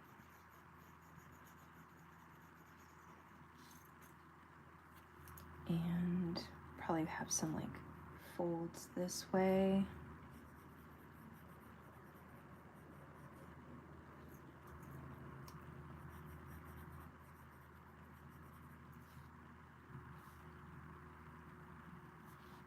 Okay.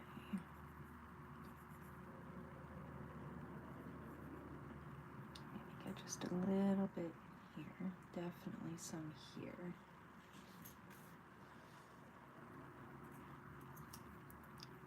I'm so bad with the closed folds. Couldn't believe how well my scarf turned out after following your tutorial. Learning lots. Oh, that's awesome. You know, I'll be honest, I don't feel like I'm great at fabric. I think I think there's a lot of other artists that probably do fabric better, but I think there's a couple techniques that you can do to make just a simple sort of like what we just did, right?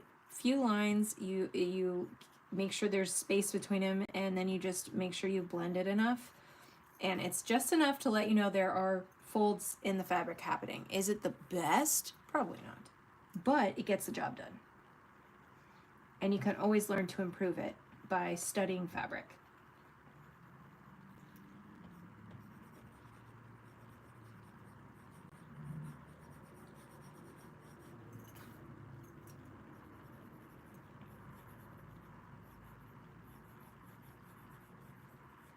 I feel like I understand it just enough to be dangerous, you know?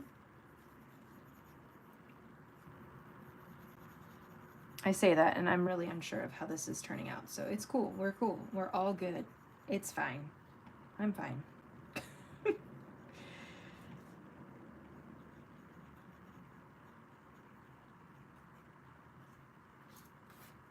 And part of it is I do need to get rid of this line, but it was just to help be like a guide to help me see where I needed some things. So I will get rid of it eventually, but I do need it present for me to be able to like see what I'm doing, where the delineation between certain parts are.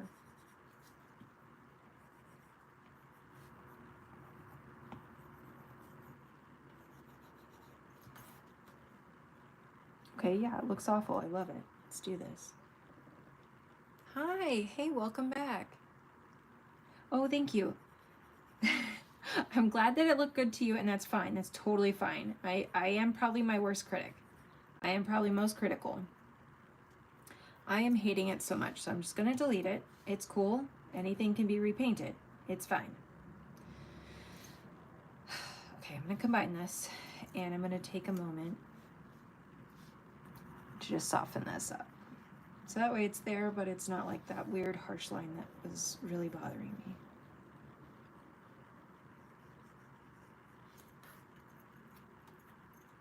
Because realistically, this actually would be more like a lighter color anyways.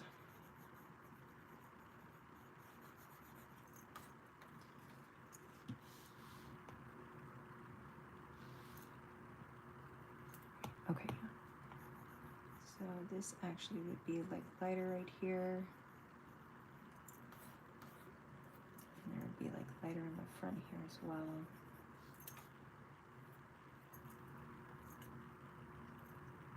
No, it was so good.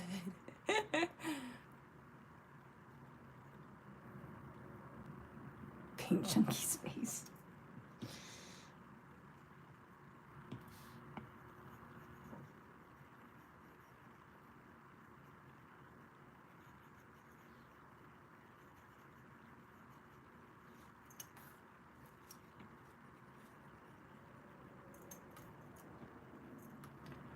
Okay.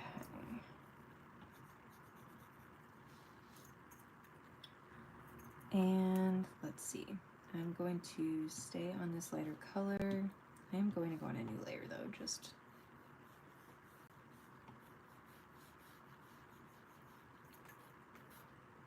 that is, I think, gonna read better than the black line. I think a lighter color here.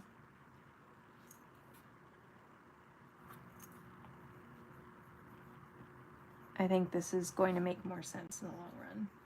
As frustrating as that was to have to like repaint.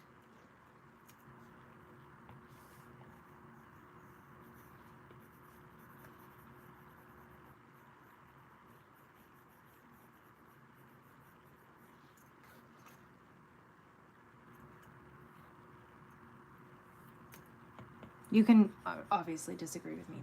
That's fine. I get you.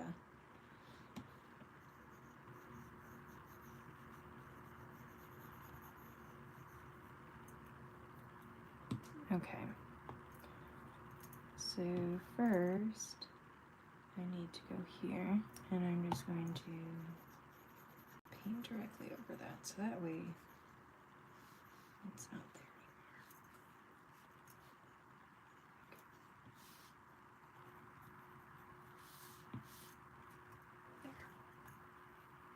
Actually, don't do that. Stay there.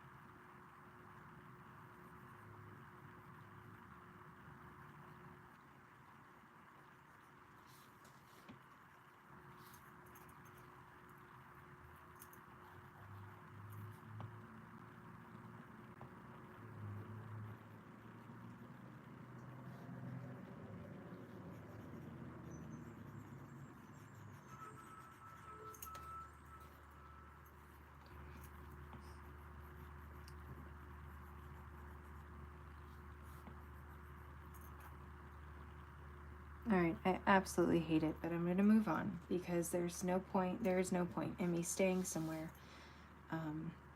and continuously hating it. I will figure out what's wrong with it in time. But in the meantime, I am going to move on.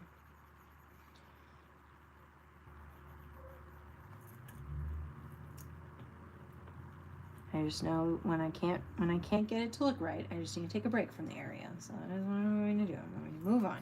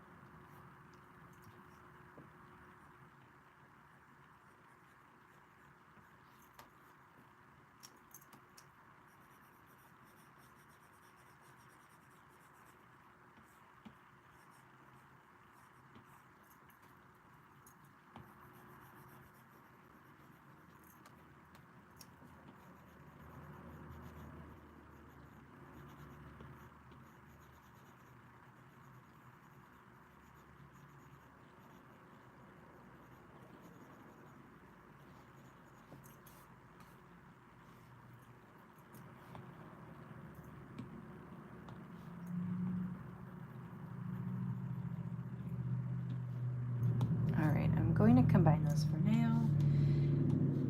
Add another clipping mask, and now we shall do this.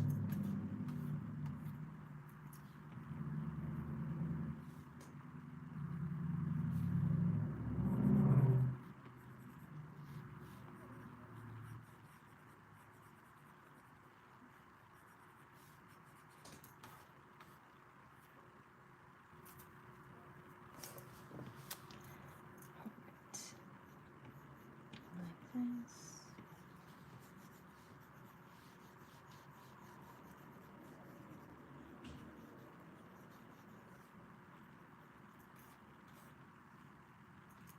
Okay.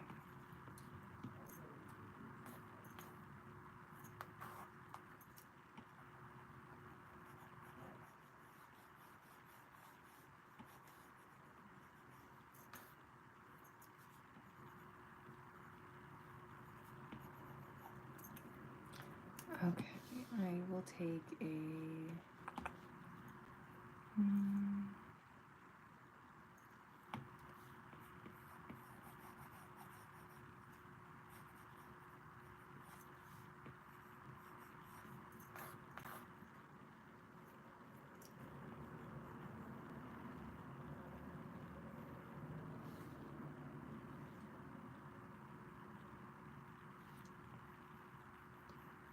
oh, thank you.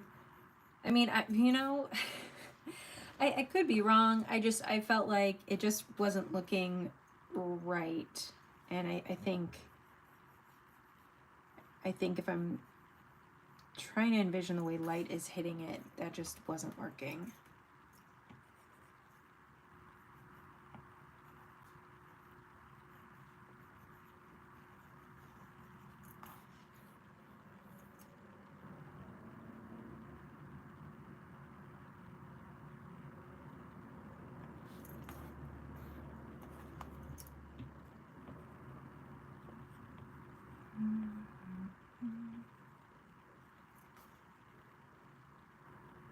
And I will figure this out. I'm just trying not to stress about it because I felt this way about the skeleton, and eventually I figured it out. Like eventually my brain was like, ah, this is what's needed.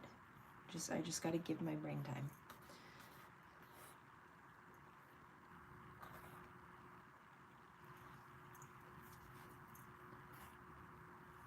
Okay.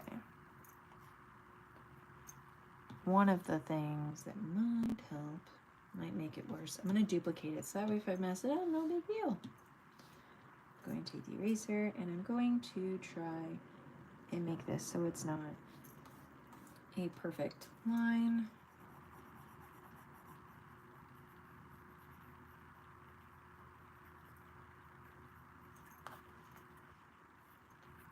I think that helps some.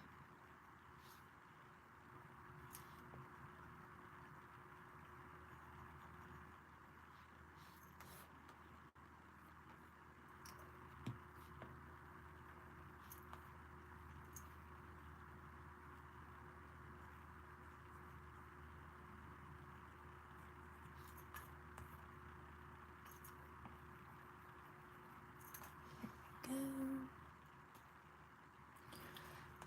And then I can, which means there's probably like a fold here, there.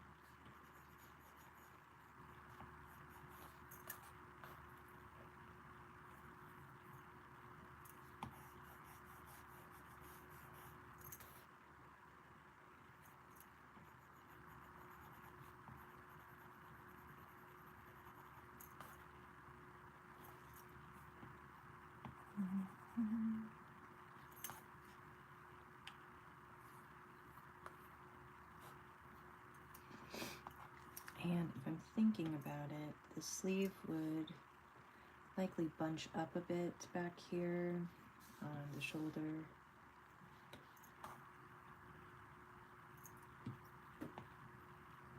Those are like the same, but they don't feel the same. Oh no, it is lighter. Okay, I was just grabbing the wrong gray.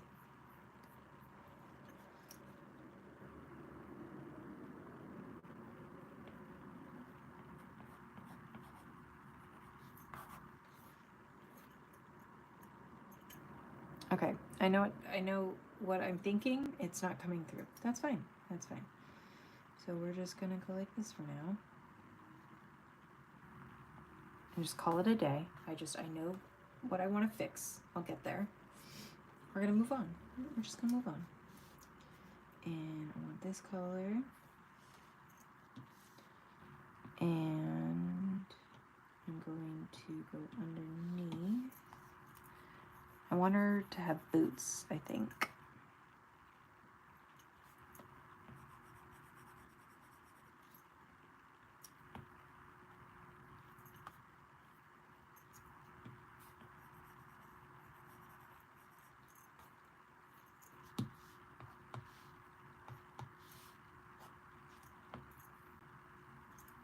And because I'm lazy, I'm just going to duplicate and I'm just going to move it over so I don't have to paint again. Boop.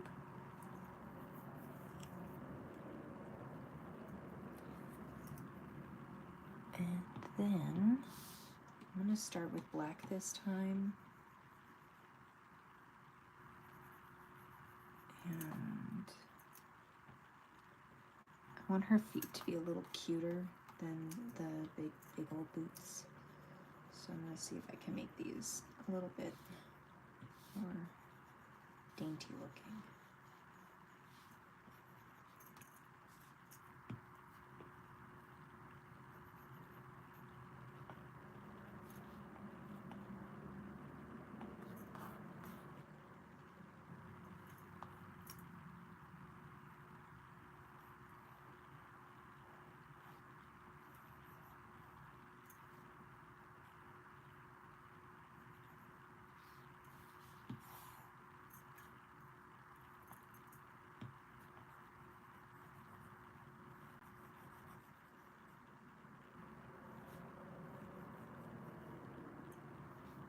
Take away the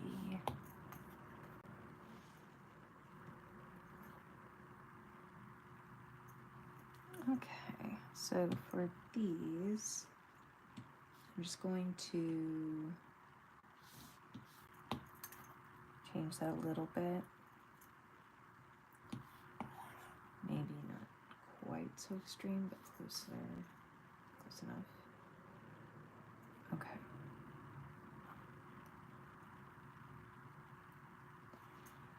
All right, and then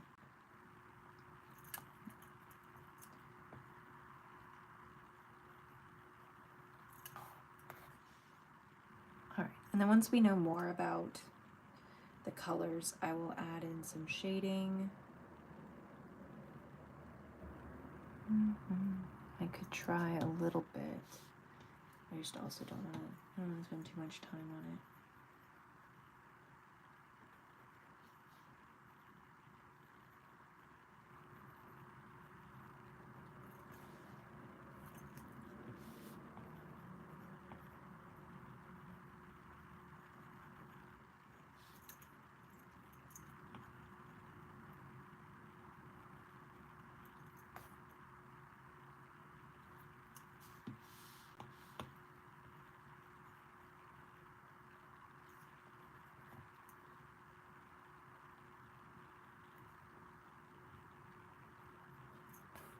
Okay, that's probably good for now.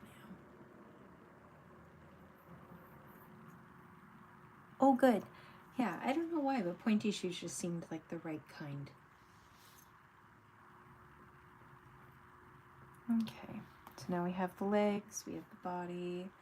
Let's start looking at the environment. I want her to be standing on some books. And the cauldron needs a little bit of reworking in terms of perspective, but that shouldn't be too hard, so let's get that one painted real quick.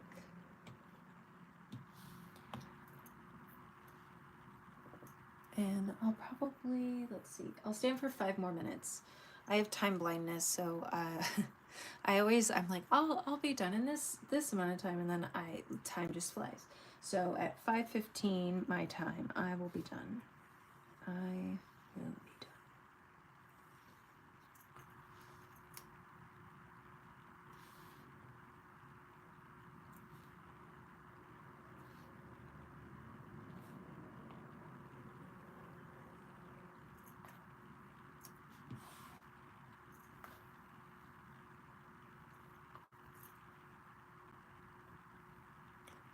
time blindness is such a real thing.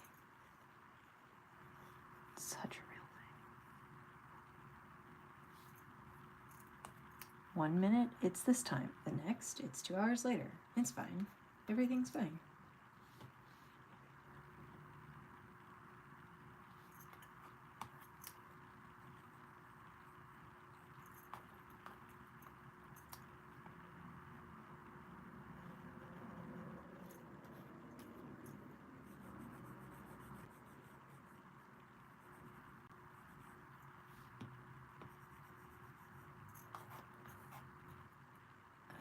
Okay.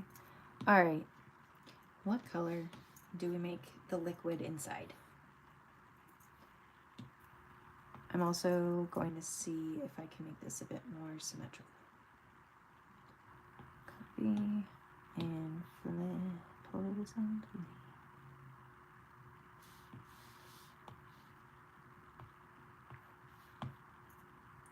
Actually, other way around.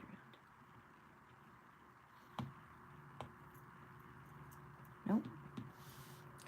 I am really struggling today. My brain is just not braining. It's fine. Okay, erase. Nope. Okay.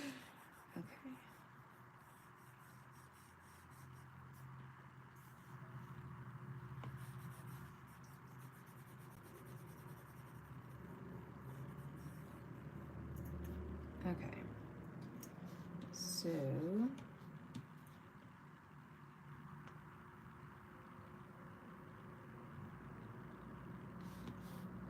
that's probably good. And now I can just combine them and paint what's missing.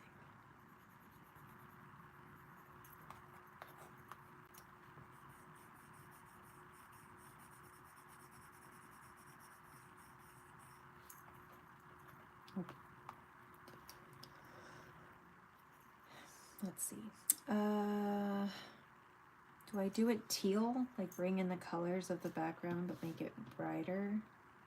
Green and red and blue and orange. And her hair is kind of a orangish red. So teal ideally would be the complementary color. So I'm thinking something like this is the main color and then have bubbles be, you know, brighter and have some glow.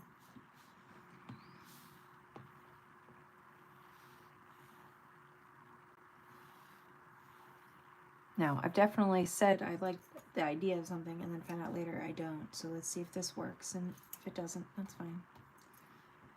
We'll figure it out.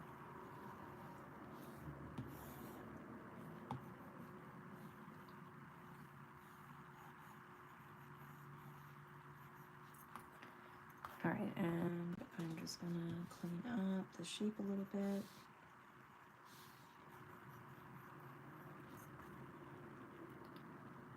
I think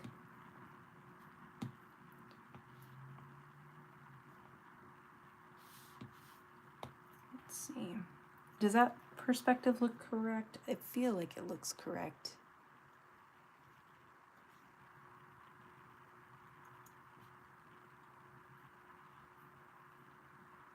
I think. I'm going to do clipping mask here. I'm going to do a dark teal. Okay. I'm going to make some darker colors in here to start and also add other colors as well, but let's just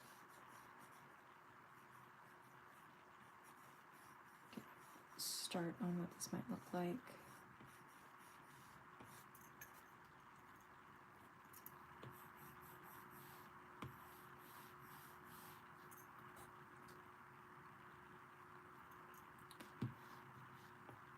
And then I'm going to do another clipping mask.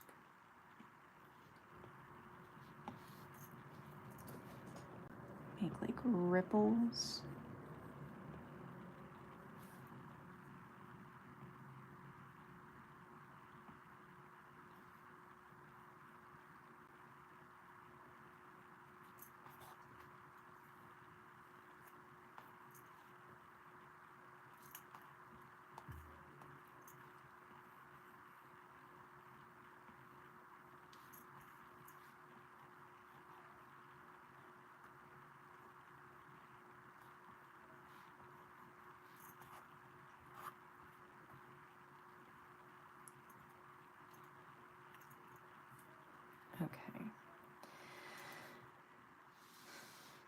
So I'll do that for now.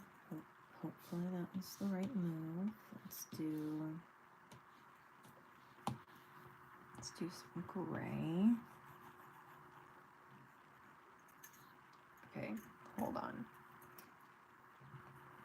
It would be probably here and around here.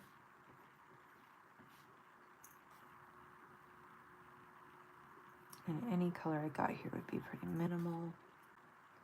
And it would be like a reflective light, so it might be something that kind of comes over here.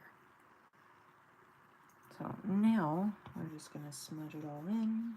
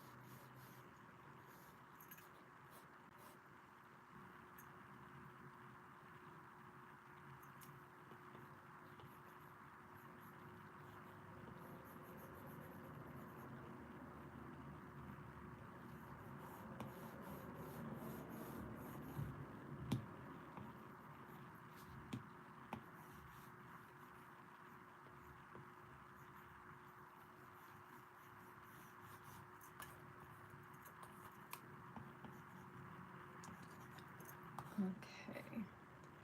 Hopefully that like gives it sort of a start. That would also mean something like this color might reflect in here. So if I blended it, sort of like a teal glow around the edges, might be hard to capture or notice from a distance though. But it would definitely be on the inner walls.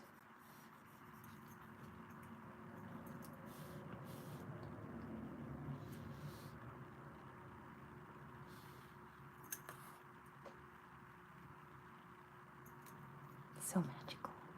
Yay! And let's see. I feel like doing this part now. It might change later, but I know I'm excited about it, so we'll do it. I'm gonna do that color and make sure I'm in here. There we go. Get this bright color bouncing off the inner wall of the. There we go. Huh. And then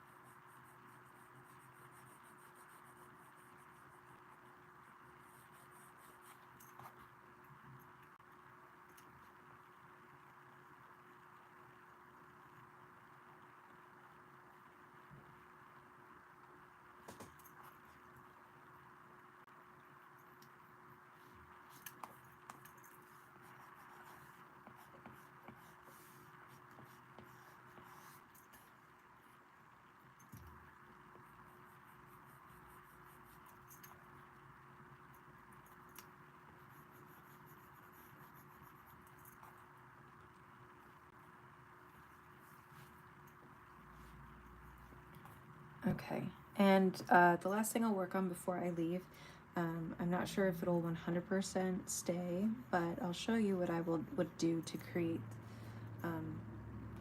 some like smoke, mist. Not really sure what you want to call it, but so I'll have those two stay together. So on a new layer, let's start with like a medium color. I'm going to go back into inking my Inka brush, and I'm going to start some big sort of swoopy lines. And you can handle this a couple ways. You can, I'm still using the Inka for smudging, so you can absolutely smudge and just sort of work and get this really nice wispy, for lack of a better word for it. You could also try other things. So they have like a motion blur, so you could do something that is more like this. Make it almost like smoke. I would work on them individually rather than as a whole clump, so making one at a time and then using the motion blur and then create more. So they have, you can also from here do some of this as well, and that could help make it look more like wispy smoke. So there's a couple different ways that you can achieve this look. Another one that you could do as well, here's my original, you can go to liquify. So let's see which one. So you have these different options. You do probably want to be on push, and here you can make all these, you know, pressure, momentum, distortion, and size. I could not tell you what the right setting is. It's something that you just have to play with. So this is what I sort of already had, so I'm just going to keep it where it's at. And see how I can push here? So it's sort of moving these lines around like this. I would make this size probably bigger so that it's making like bigger swoops. It might take a couple tries to get it just right, but depends on what style you're going for in terms of like smoke or like a mist coming out of there. And you could absolutely, you know, use a combination like we did earlier. You could use the motion blur, go like that. You can go like this. Kind of depends like what you're looking for. So I prefer to hand like smudge and paint this personally. That is my preference. But if you're like, if it's a small, like this is kind of a main piece part at like the front of this piece. If it was like smoke in the background and it wasn't as detailed or whatever, you could totally easily get away with using the other stuff quickly and efficiently. And I probably also wouldn't bother, you know, with all this fussing over it either.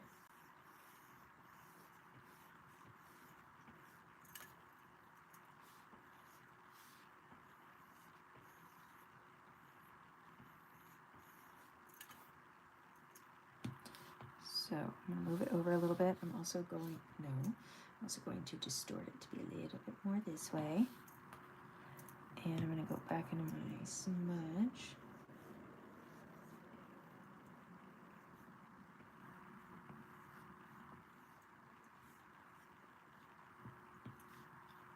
I'm also going to erase some and then smudge again. Okay.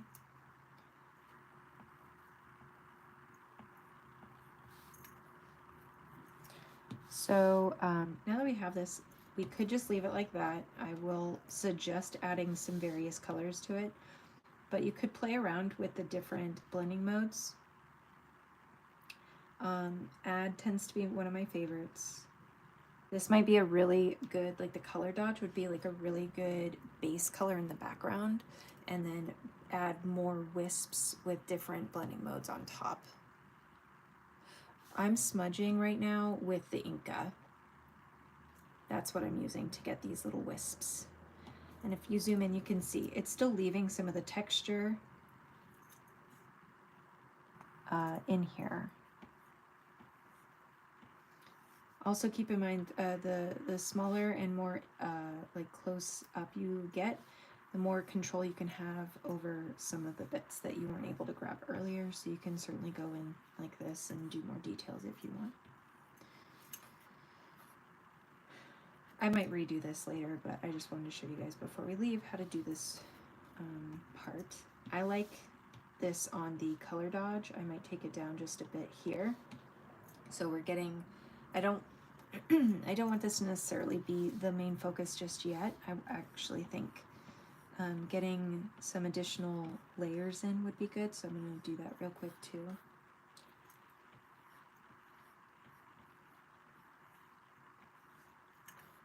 Okay, so on a new layer, I am going to do add.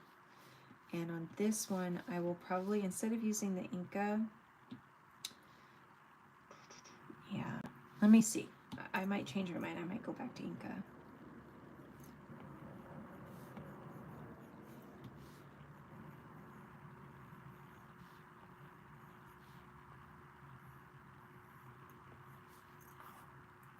This one gets the job done. Let me try the Inca brush though.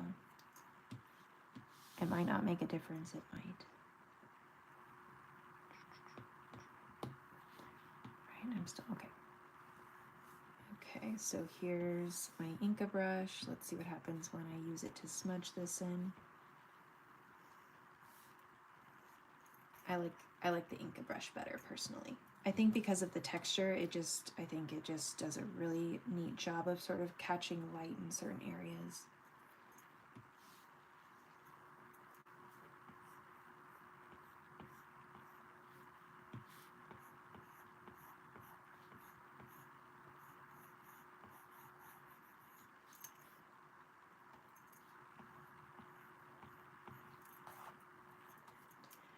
And you can always, so I'm using a pretty medium color right now. If I really wanted to push this color, I could go very, very bright.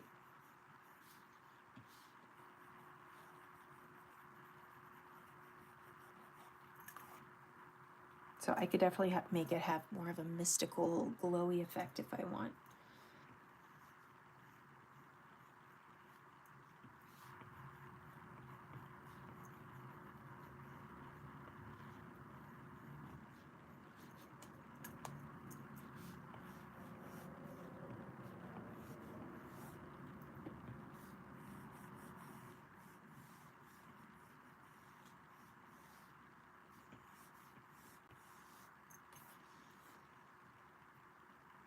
Fun, right? It really does. Add is probably one of my favorite blending modes to do light with because you're adding light in. Love it. It makes things really pop. And I think for me, especially with the fact that I like doing so much like fantasy, I like this is an add blending mode right here, like the little stuff coming down. Add for the cauldron here, add for a lot of the highlights up here, add is part of the candle here, part of the purple highlights there, and especially for my portal, all of this is some variation of using the add as well as the lighting throughout. So add really is one of I love it for quick lighting and like just really pushing. I also used add in this one as well to make this effect and this light effect down here, and yeah.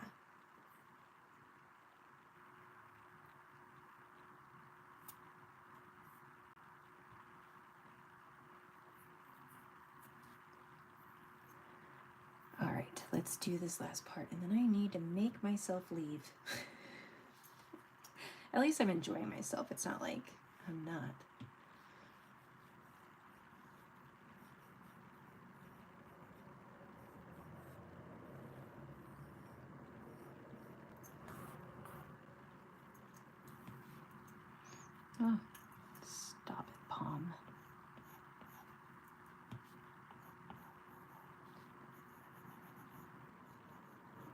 And when I'm trying to keep the highlights in, I really focus on just blending the ends and keeping the center more in focus, and that helps create more of that glowy effect. So both the brush and the blending tool, blending brush I'm using, they're both Inca under inking. They're both the same. I also think my eraser's that right now too. And I like it because especially when you go in later, you can't really tell here because I don't have like an add mode on, but I really like it because it has this way of when you go to blend it, it keeps some of the texture, but it really, you can do it smooth, and then these little textured parts are really what help bring it to life. And I love that for the hair as well.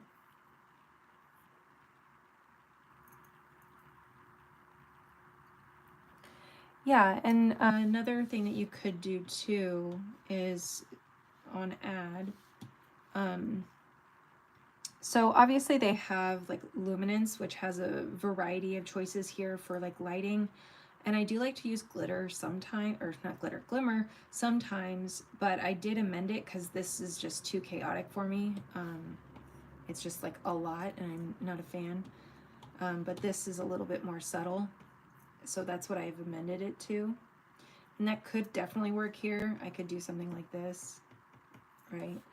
And I might, that doesn't look bad, but I will say I typically like to work in under elements. I really like the driven snow. I like using this one. And obviously you can make it smaller so that it has a little bit more, you know, of that sparkly, and then you can have some bigger parts. But I think this works really well with like embers of fire, and I like this for adding like magical elements as well. So those are ways that I use that brush. You can always amend, play around with them. So yeah, going back to this, finish up this portion of my painting so I can go.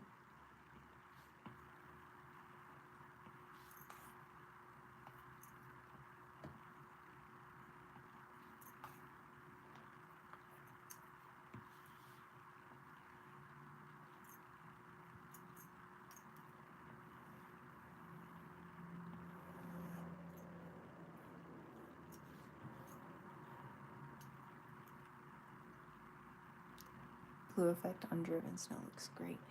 I really like it. I mean, both work fine, but I'm just a big fan of like I think it feels very stylized, and I like that. I like that it has like the square shapes.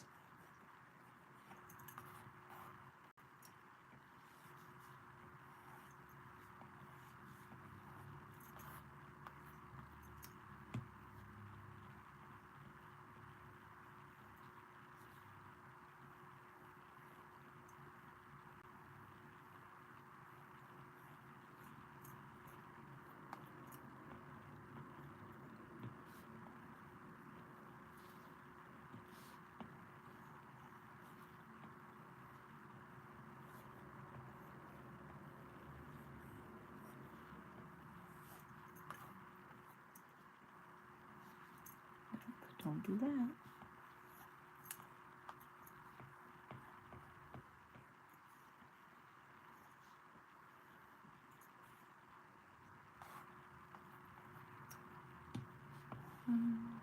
Nope.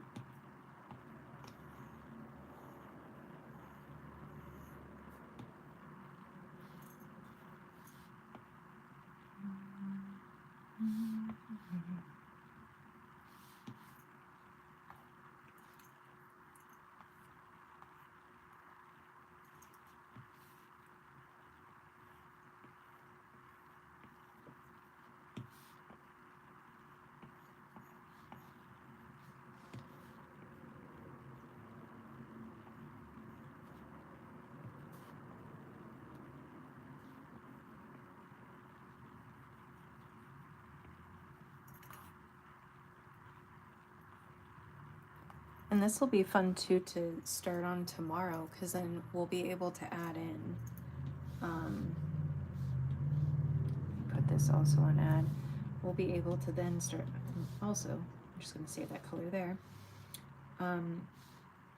we'll be able to start going in and creating a sense of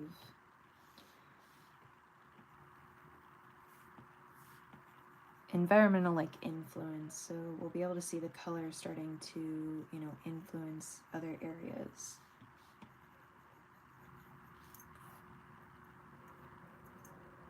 And it'll, you know, reflect off and on the underside, stuff like that. Like, this is not perfect. This is just me very quickly sort of showing how highlights can really start to change the feel.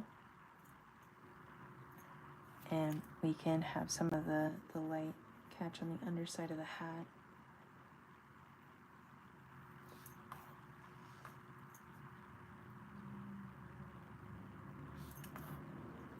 It's probably a little too concentrated, but I think you guys get the gist of it. I can do that on the skin here, and the shoes. And then I can, you know, even add just a little bit to the dress here and there. I should lighten up some of the areas and go in and make smaller details. But overall, I mean, pretty cool, like what you can do just by using add to enhance that feeling that it's all interacting now. That the piece actually does go together, and they were not painted separately, they were like made together.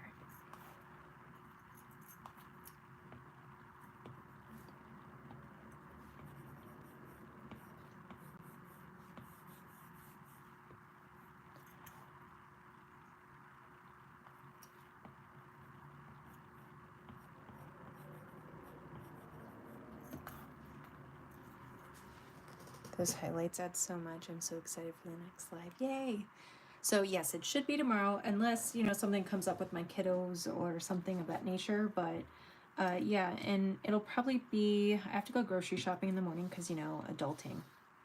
I'm taking care of your family, weird. But let's see, probably around like 11 or 12, I'll go live Eastern time.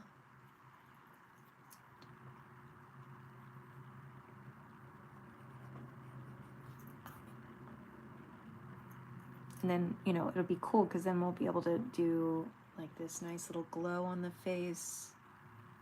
And I'll be able to start working in the hair. It'll be really fun. I'm very excited. This is where it starts to get a lot more real in terms of, you know, the final touches. And we still have, you know, the rest of the whole background to do too. It's not complete. So this is fun. And if, you know, even if it's like off screen, for example, maybe off screen I have like an orange light here that we can't see. It would be really good to like tie in this color down here and like create some sort of like glow. Of course, like as I'm trying to leave, my brain's like, oh my god, we could do this and we could do this, like, or we go take a break. But no, why do that when we can do this?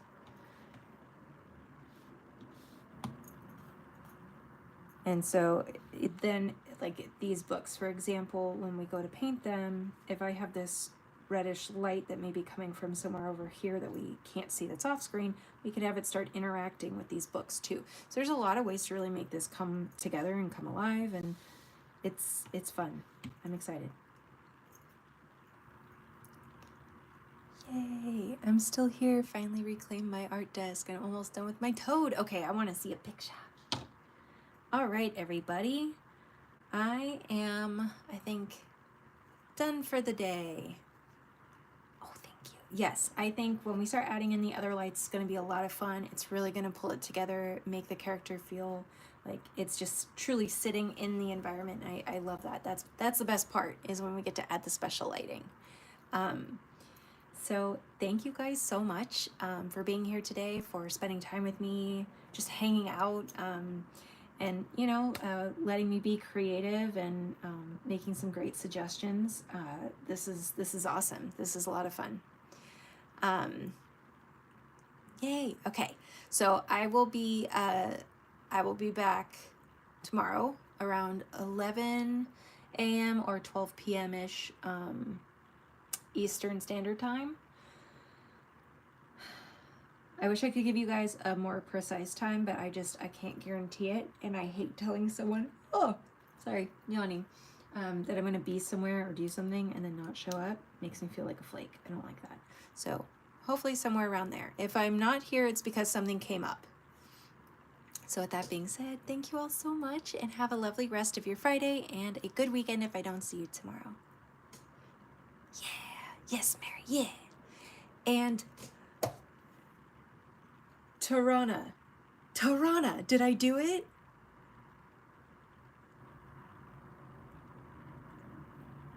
I'm chronically late, right? And I don't mean to be. I am going to wait a second. I know there's a delay in the chat.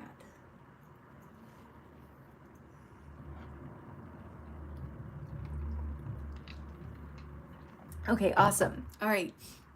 Thank you both so much for being with me this whole time.